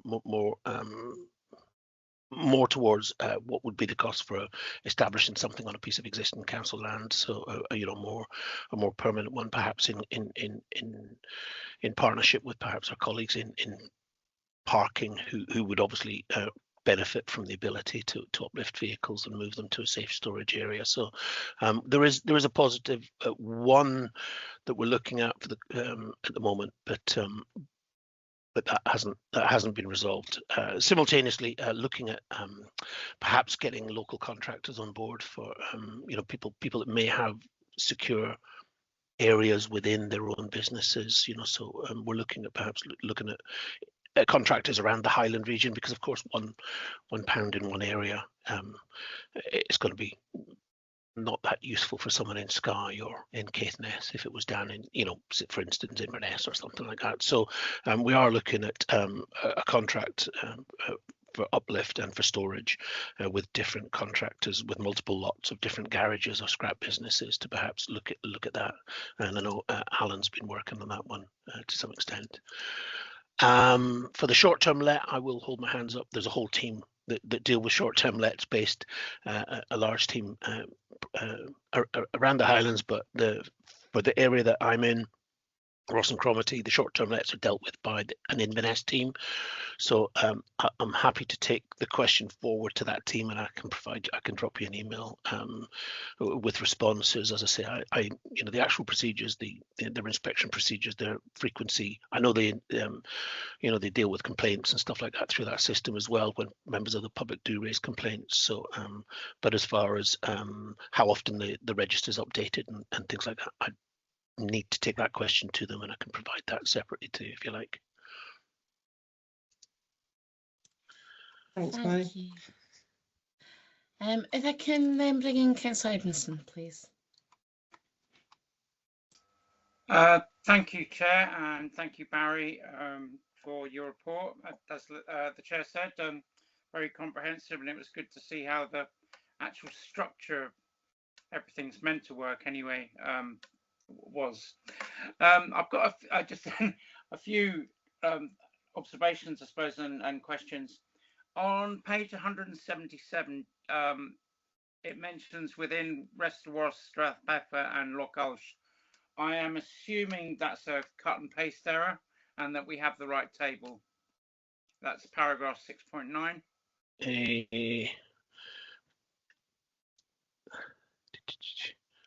Do apologise. That yeah. Hello, 6.9. Yes. Bear with me. No, don't worry. I think it is a cut. I think it is. I think it's a cut and paste error. Yeah, I think the okay. numbers of table appendix 2 should match. Yeah, should match that. Yeah. What is on page 173? You got a table about you know, all the things that you're doing, and you mention it's mentioned in the report other statutory nuisance. Does that include? I have no idea what that means. So I've got one more question, and then you can answer them all together. And on page 176, and you mentioned this in your oral report, you said actually that, you know, there's quite a high percentage, well, at least a third of actual vehicles that don't turn out to be abandoned. And I don't actually know I'd quite like to understand what's happening there. You know, because my experience of abandoned vehicles is that it takes an age to actually get anywhere with this. You know, they're reported, then a notice gets stuck on the windscreen if there is one, and then we all wait, and then something doesn't happen. So I'm trying to get an idea of what these are happening. Are the people, say, working offshore or on holiday? You know, what's happening here, Barry? Thank you. Okay. Yeah, I start off. I must apologise for my cut and pasting. The numbers are right, so I do apologise for that. The other statutory nuisances, anything can be smoke, can be smells, can be pests, flies, that sort of stuff. Anything that comes under EP90. So we can have people complaining, you know, a neighbour burning a bonfire, impacting on an adjacent neighbour's property, that sort of stuff. So and some of them may not have actually been statutory in the first place. It's a complaint about something that you know that we have to look into to establish whether it qualifies as a statutory nuisance. So yeah, a third of vehicles identified as abandoned. This is yeah, the numbers of abandoned vehicles being reported to us are significant now. They're increasing every year, and I think last year we had a bit of we had an upgrade to the web page, where I kind of, if I'm honest, I tried to provide the information as to what is and isn't an abandoned vehicle. Looking at the web page hits, it's clear that people aren't using it in the way that perhaps I thought that people would use a web page, and that's my fault for not understanding the way people want to report it but don't read the preamble to it, you know, so they go straight to the form that says report an abandoned vehicle. So it's one of the points that I that's in the paper on Thursday is that, you know, I need to review the webpage, look at how people use it, and actually provide the best information for people so that they're directed to the appropriate organisation, so that it's clearer for them. It's a difficult one because there's no legal definition of what an abandoned vehicle is. So it is always a difficult decision, but where something's taxed, MOT'd, and turned up outside someone's house the day before, you know, is it abandoned or not? I mean, it could be, you know, someone could have driven it there and left, but that's for our officers to decide, and that's why some of these things take time, because we write to the registered keeper, we do a DVLA check and write to the registered keeper for vehicles and that sort of stuff to understand who owns a vehicle. So so that's why it takes some time. But yes, I need to signpost it better to people so that they understand, you know, is it the police, is it the DVLA, is it a parking issue? So that's a task for myself to improve the web page to help people understand better when they're reporting. Is it the Highland Council environmental health team, or is it someone else that perhaps we should be registering a complaint with? Yeah, thank you very much. The law is clear as mud over nuisance vehicles and abandoned vehicles and stranded vehicles. So I fully appreciate what you're saying. Thank you very much, Barry. Okay, Joe. And if I can then bring in Councillor Colley. Thank you so much, Chair and Barry. Thanks a lot for the report. My questions are, I have two questions for you. So one is, how are we actually going to deal with the seagulls issues? I know in my ward, we have a massive issue during spring and summer, especially when we have the cruise passengers and so on.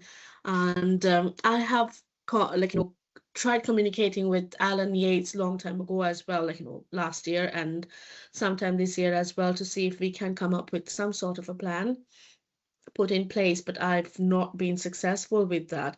So if you can give me some, or enlighten me or educate me with a way that we can progress further, would be helpful.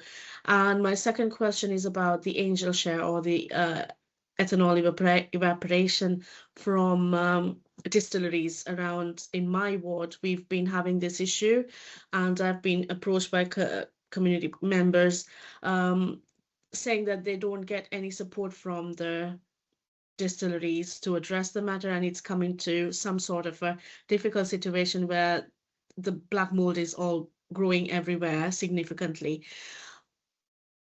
And local community, local authority, what would you suggest as the best approach to address these two matters? And that'll be your input will be really important. Thank you. Okay, thank you for that, Councillor Collier. Seagulls first. Yeah, there is a pilot running, as some of you know, in Inverness at the moment, and that's just to try and establish behaviours, numbers, what they're actually doing. I mean, our remit is very limited. You know, we have no powers to deal with gulls, and obviously, but ultimately, the most effective long-term strategy is to minimize their food sources. You know, they're following food basically. So, but to do that, it depends on community engagement. It is, you know, as a council, we can look into things like bin collections, overfilling of bins. You know, are gulls in a certain area taken from public bins because they've got open tops or something like that? You know, are people leaving? But ultimately, we need to engage with the public. Are they leaving bin bags out next to bins? Are they themselves putting food on the floor? Are they some communities have people that are actually feeding seagulls in their gardens and around areas in the public. So it's about getting people and communities involved in doing this. That's the side. Obviously, gulls will come where food is, but obviously it kind of flares kind of around about March when when gulls are looking for nesting sites. And the other things that people can do and communities can do is look to areas where gulls have nested, and is there something that they can do to prevent them nesting there. Deterrence, removing old nests when there's no gulls in situ. Gulls will come back to the same nest. So if the nest's removed, there's an option there to remove old nests. And sealing up places and putting scarers and things like that in areas where we know them to accumulate, because that's when they've nested. Of course, Nature Scott still give licenses for those.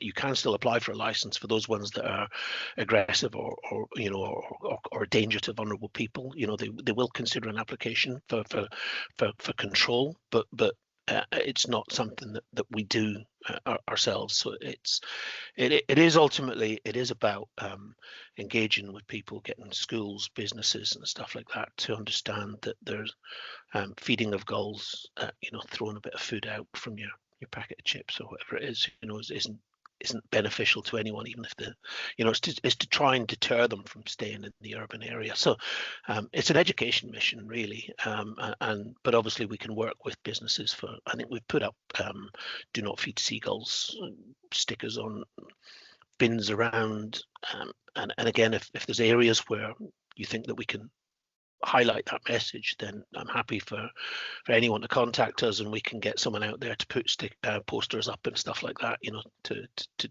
deter that. We're also looking to do along with a kind of a joint gull stroke littering visits to schools.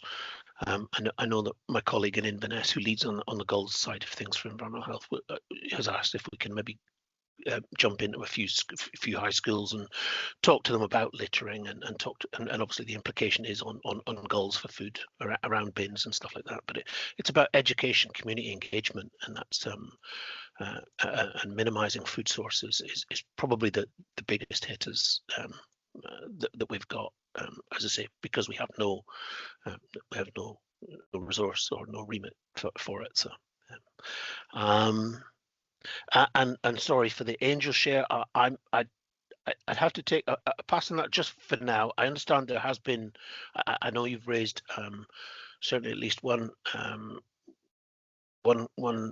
complaint or concern from one of your constituents. So I'm not absolutely sure how that was resolved and where it was left. So I do apologise, but if I can look into that and feed back to you, if you're happy for that, it's okay. No Thanks. problem. Thank you so much, Barry.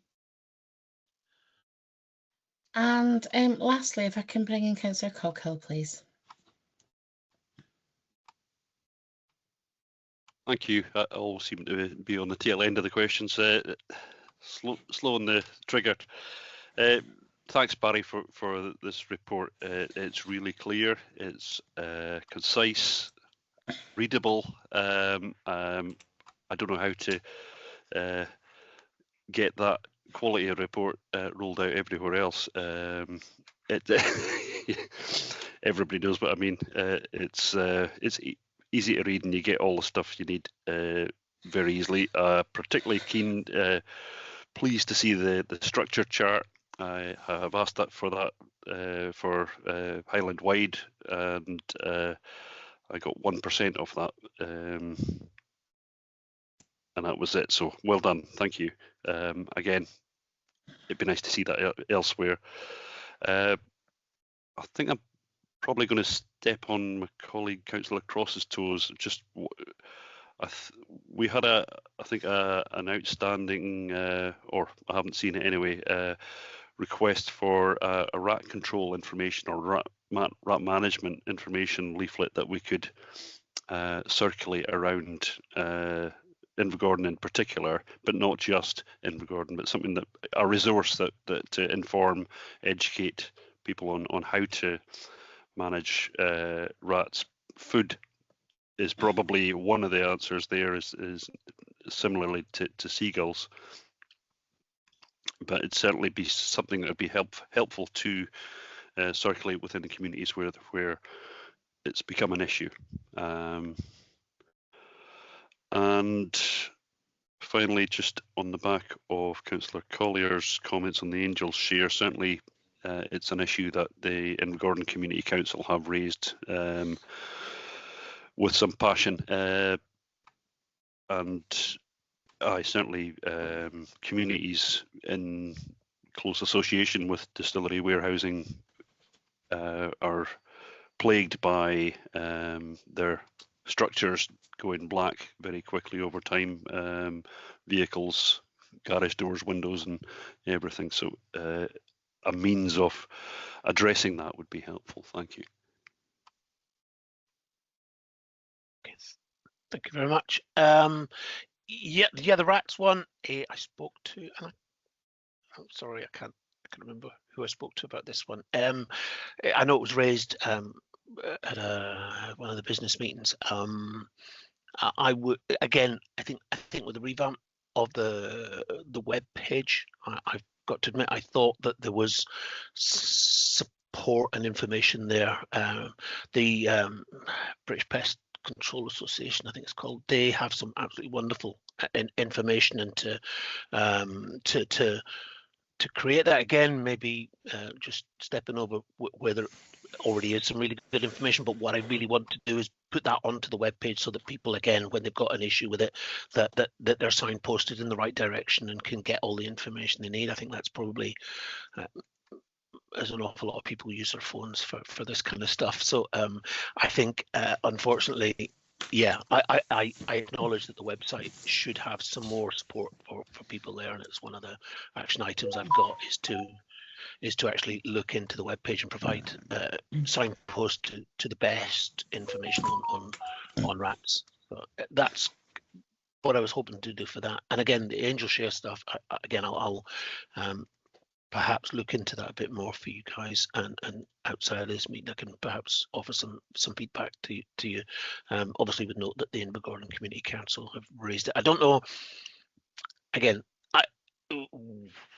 when they raise things to you guys, I would ask that you fire them over to us, because you know, if it's not on my system in the nicest possible way, it's not logged as 1 complaint or 10 complaints. So please just fire them on to us, and we can get someone to look into it, and it logs as a ongoing problem or something that we perhaps need to do more focus on. Yeah. Thank you.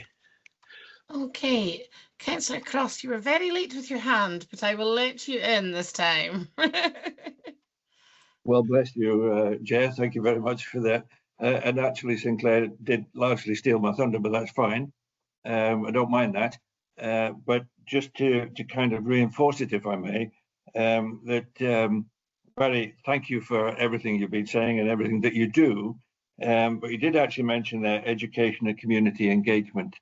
And I think that what has been proposed in the past that I would dearly love to see pursued actively is a proactive process of putting information into the public domain in such a way, for example, by a mailbox drop, a physical mailbox drop to the addresses, in order to draw attention to pest control via waste control and so on. Because I think that people just don't understand these things, or too many people don't, and that they're unlikely to go and seek the information. They're more likely to complain and demand it. But if we can actually put it in front of them in the first place, I think there's potential to make some inroads into the issue. And finally, the Angel Share issue is actually only going to get worse, because the outstanding planning permission for Invergordon is 42 warehouses, and we currently have 5 of them built. And that's in addition to what's been there for quite a long time.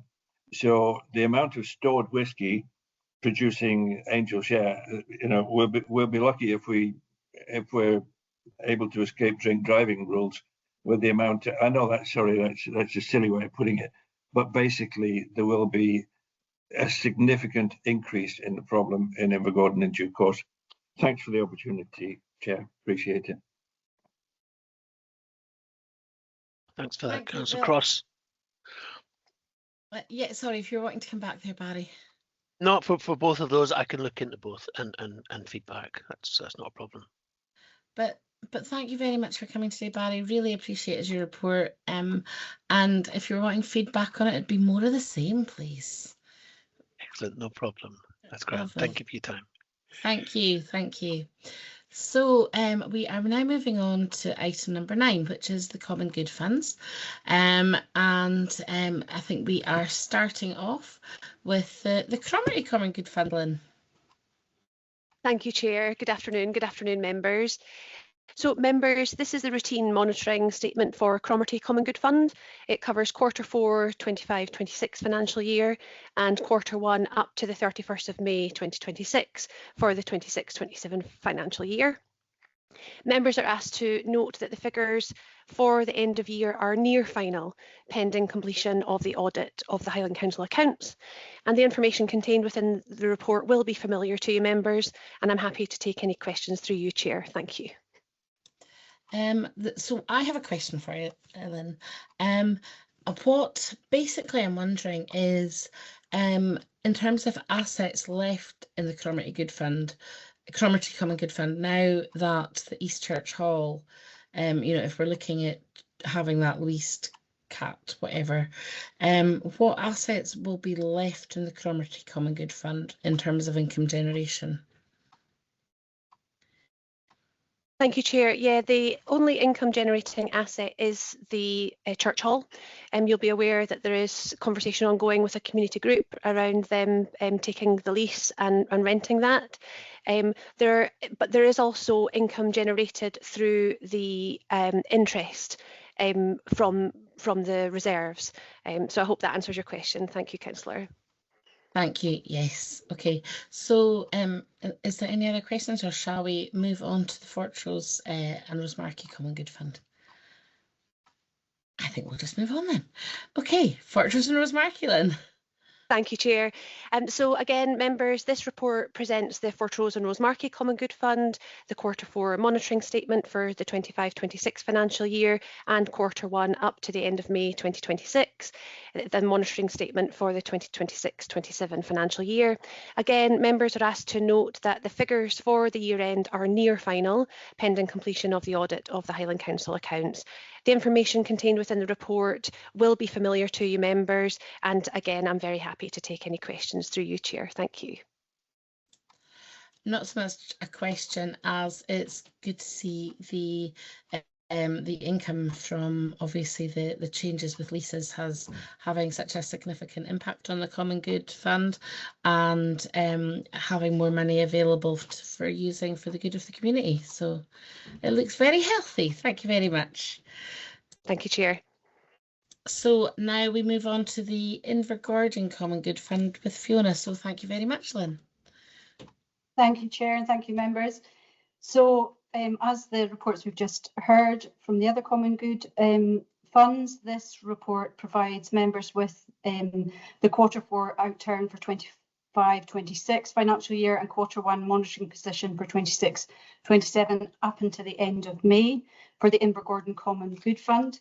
Members are also asked to note that this is near final figures pending the completion of the audit of the Highland Council accounts.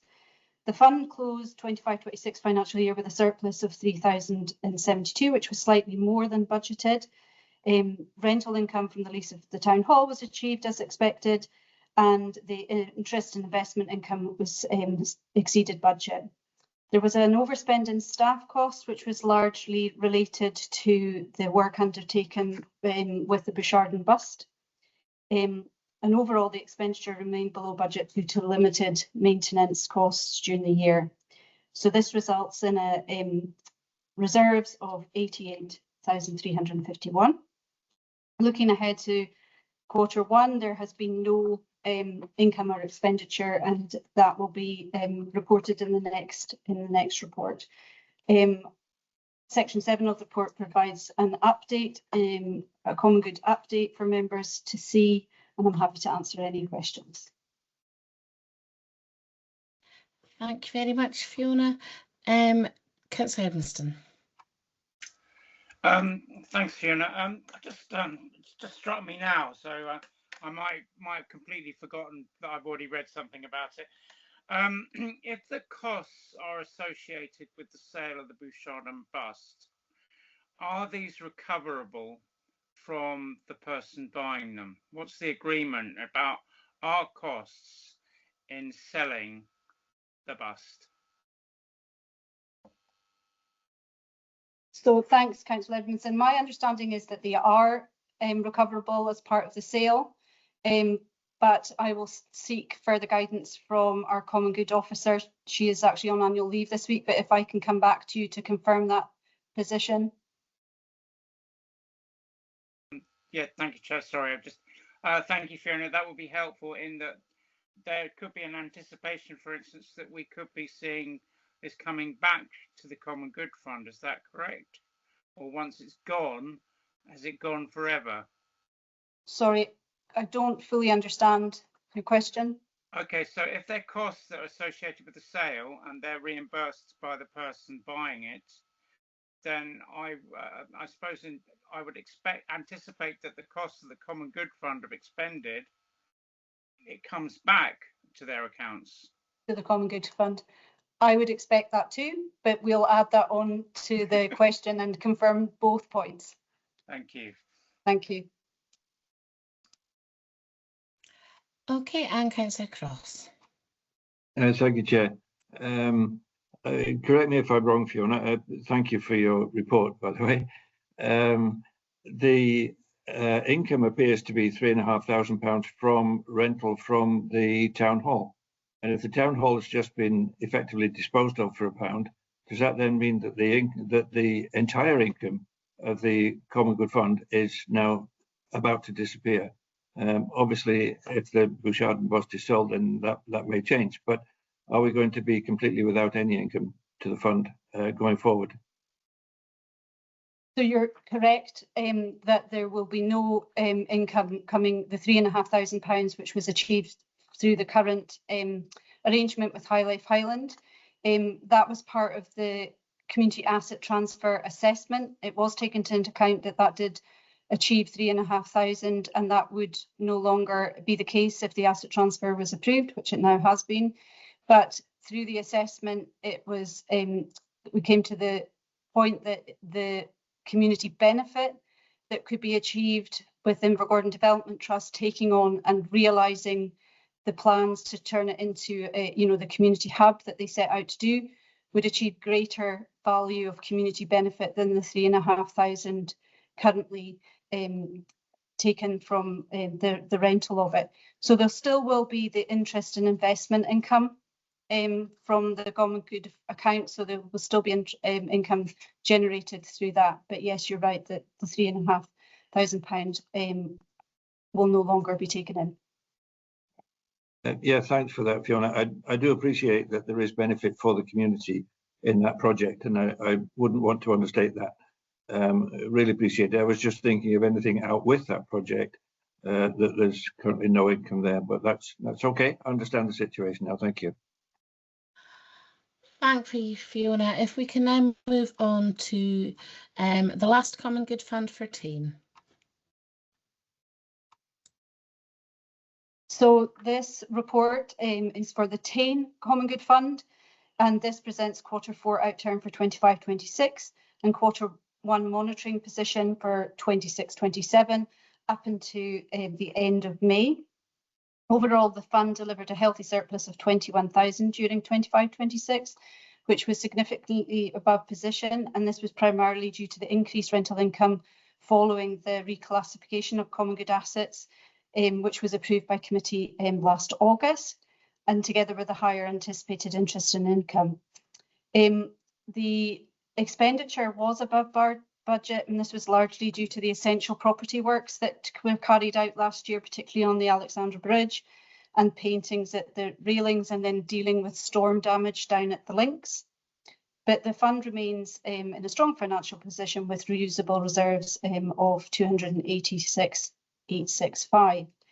The Q1 position is on target with rental income as expected at this point in the year, and the current forecast is a balanced position at the year end. And again, section 7 of this report provides members with updates on the Common Good Fund. including an update on the solar array, which a meeting was held, which members were part of in the Tane Initiative late June, and the discussion was centred around Tane North being a wholly council-led project, while larger Tane South array would be a split between council and community. So that's just to highlight that discussions are ongoing, and nothing has been formally approved yet by committee or planning, but it's just to following that decision made at this committee and then at full council for change of use. Discussions are continuing. Happy to answer any questions. Thank you. Thank you so much. If I can pass over to Councillor Dundas, please. Thanks, Chair. Thanks, Fiona, for the update. Fiona, there was an asset review taking place of the condition of the new assets and all the assets that we have in Tane. I just wondered if there was an update of those assets. I think we were going to use it to try and set our budgets moving forward, to see what we could spend. The other question that I would like quite a wee bit of information on is, can we spend a maintenance budget? As you know, the rose gardens have been continually vandalised at the moment, and we're looking at ways as myself and a couple of community groups to try and discourage and diminish the vandalism, and we were looking and getting some advice on CCTV or something similar to that. Are we able to use funds from the common good to support that kind of work on an asset, or is that very difficult to do? So with regards to the asset review, because it's also connected to what you've just described in the Rose Garden, and we do have a property sort of budget of 18,800, and we know that that's not going to cover. We know without the condition survey being completed, we know that that's going to be really tricky to cover all the things that we know of. So we've asked our colleagues to carry out the condition review. I'm waiting for the cost of that review. There's just been a delay with leave, so I should be able to provide members with an update at your business meeting at the end of the month. And I would suggest that we need to, following that cost of the review, to carry out the condition review, and then the findings from that, and then the pressures on the Rose Garden that we know of now. We need to have a conversation about how best to make use of that property cost money, and also include how can we work best with the community groups and potential additional funding that we could maybe access through those groups. But I think we need all the information in front of us, including that condition review, and then match that against the budget that we know we have for this financial year. So I can put that on a business meeting agenda for the end of the month.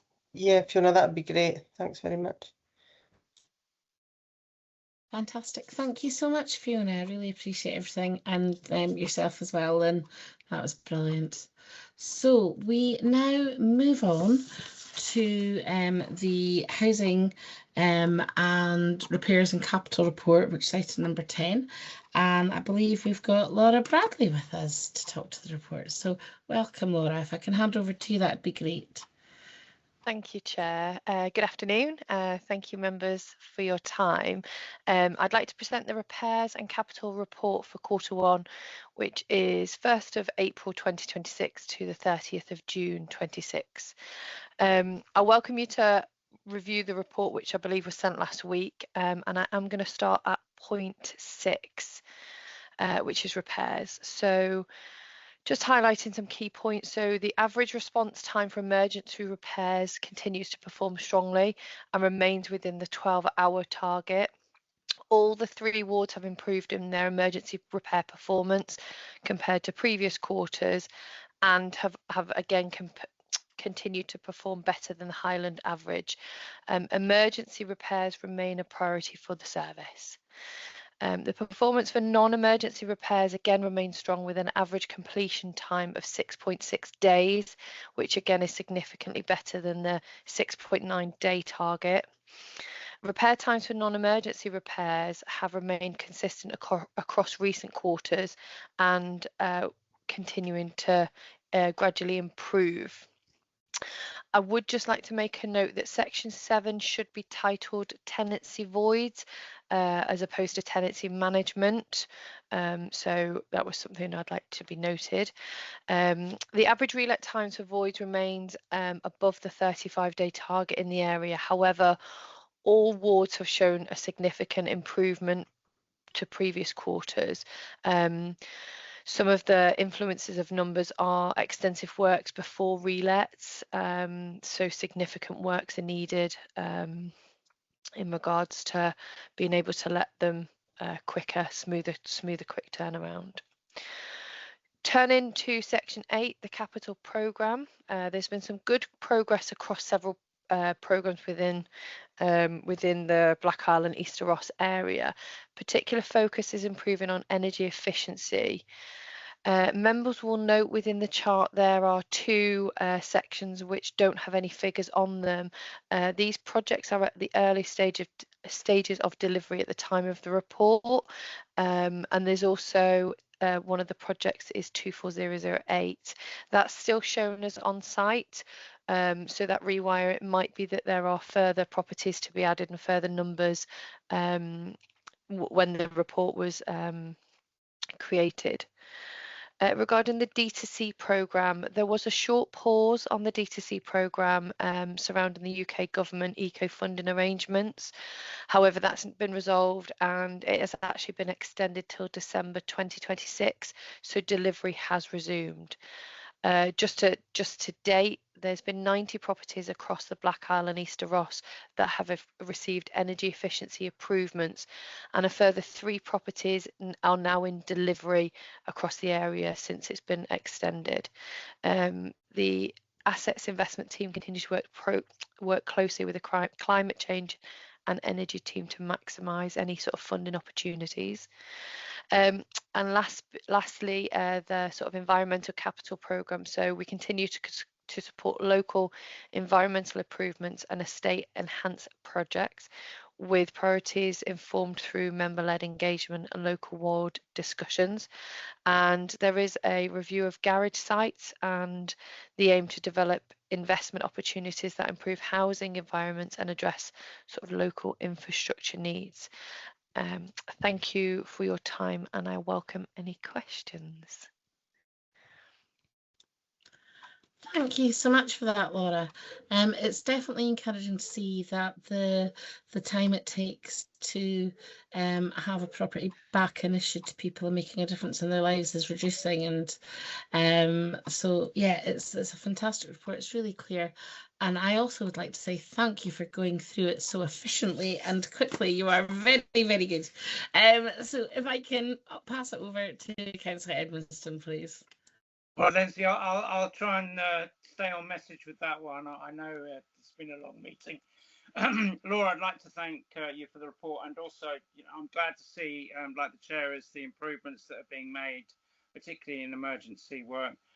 But I am looking at the tenancy void management chart there, and I'm, you know, it's good to see the improvements. But a thought that struck me was actually, and you mentioned it in your report, is that if you only have one house that you're turning round, then, you know, I don't think we're getting quite enough information to make a judgment.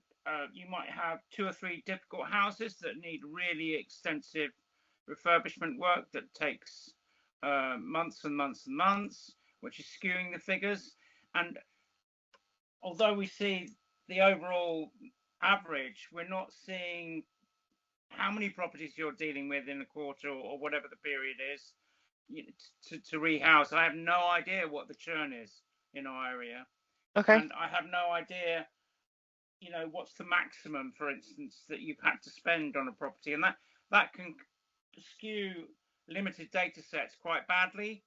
So I just feel it's great to see the improvements, and I'm not trying to take that away from you, but I just, as a member, I'd quite like to understand a bit more what is actually happening, and I think slightly more data could help that understanding. That's where I'm coming from. So just to sort of answer, so we need to, so say there's 3 relets, So the average price of how much work has been spent on those properties to bring it up, I suppose, rather than have much more individual data on the properties, you know, have an average. So 3 properties on average, it cost £40,000. You know, you wouldn't then need to know that there was 2 kitchens, 1 bathroom, and an air source heat pump, say. You know, you're looking at much more streamlined data. No, it's the time taken.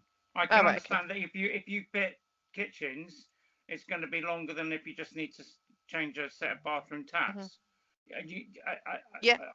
Just to use it as an example.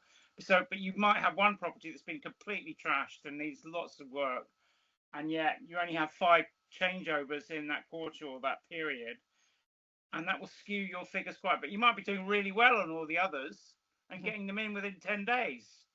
But because you've had this outlier, then that skewed the figure. So I think that's what I'm trying to get to. Yeah, no, I can certainly ask for that. Thank you so much. Laura, if there's no further questions, thank you so much. Really appreciate the report, and we hope to see you again. Thank you very much. Take care. Bye. Take care. Bye. So that moves us very quickly on to item 11, which is really just for noting, members. It's the items that have been approved in the ward discretionary budgets between the 1st of April and the 21st of July. Are we happy to note those items? Lovely, thank you. And then the last item for noting is the minutes of the meeting that we had in May, and these were approved at the June meeting of the council. Are we happy to know that as well?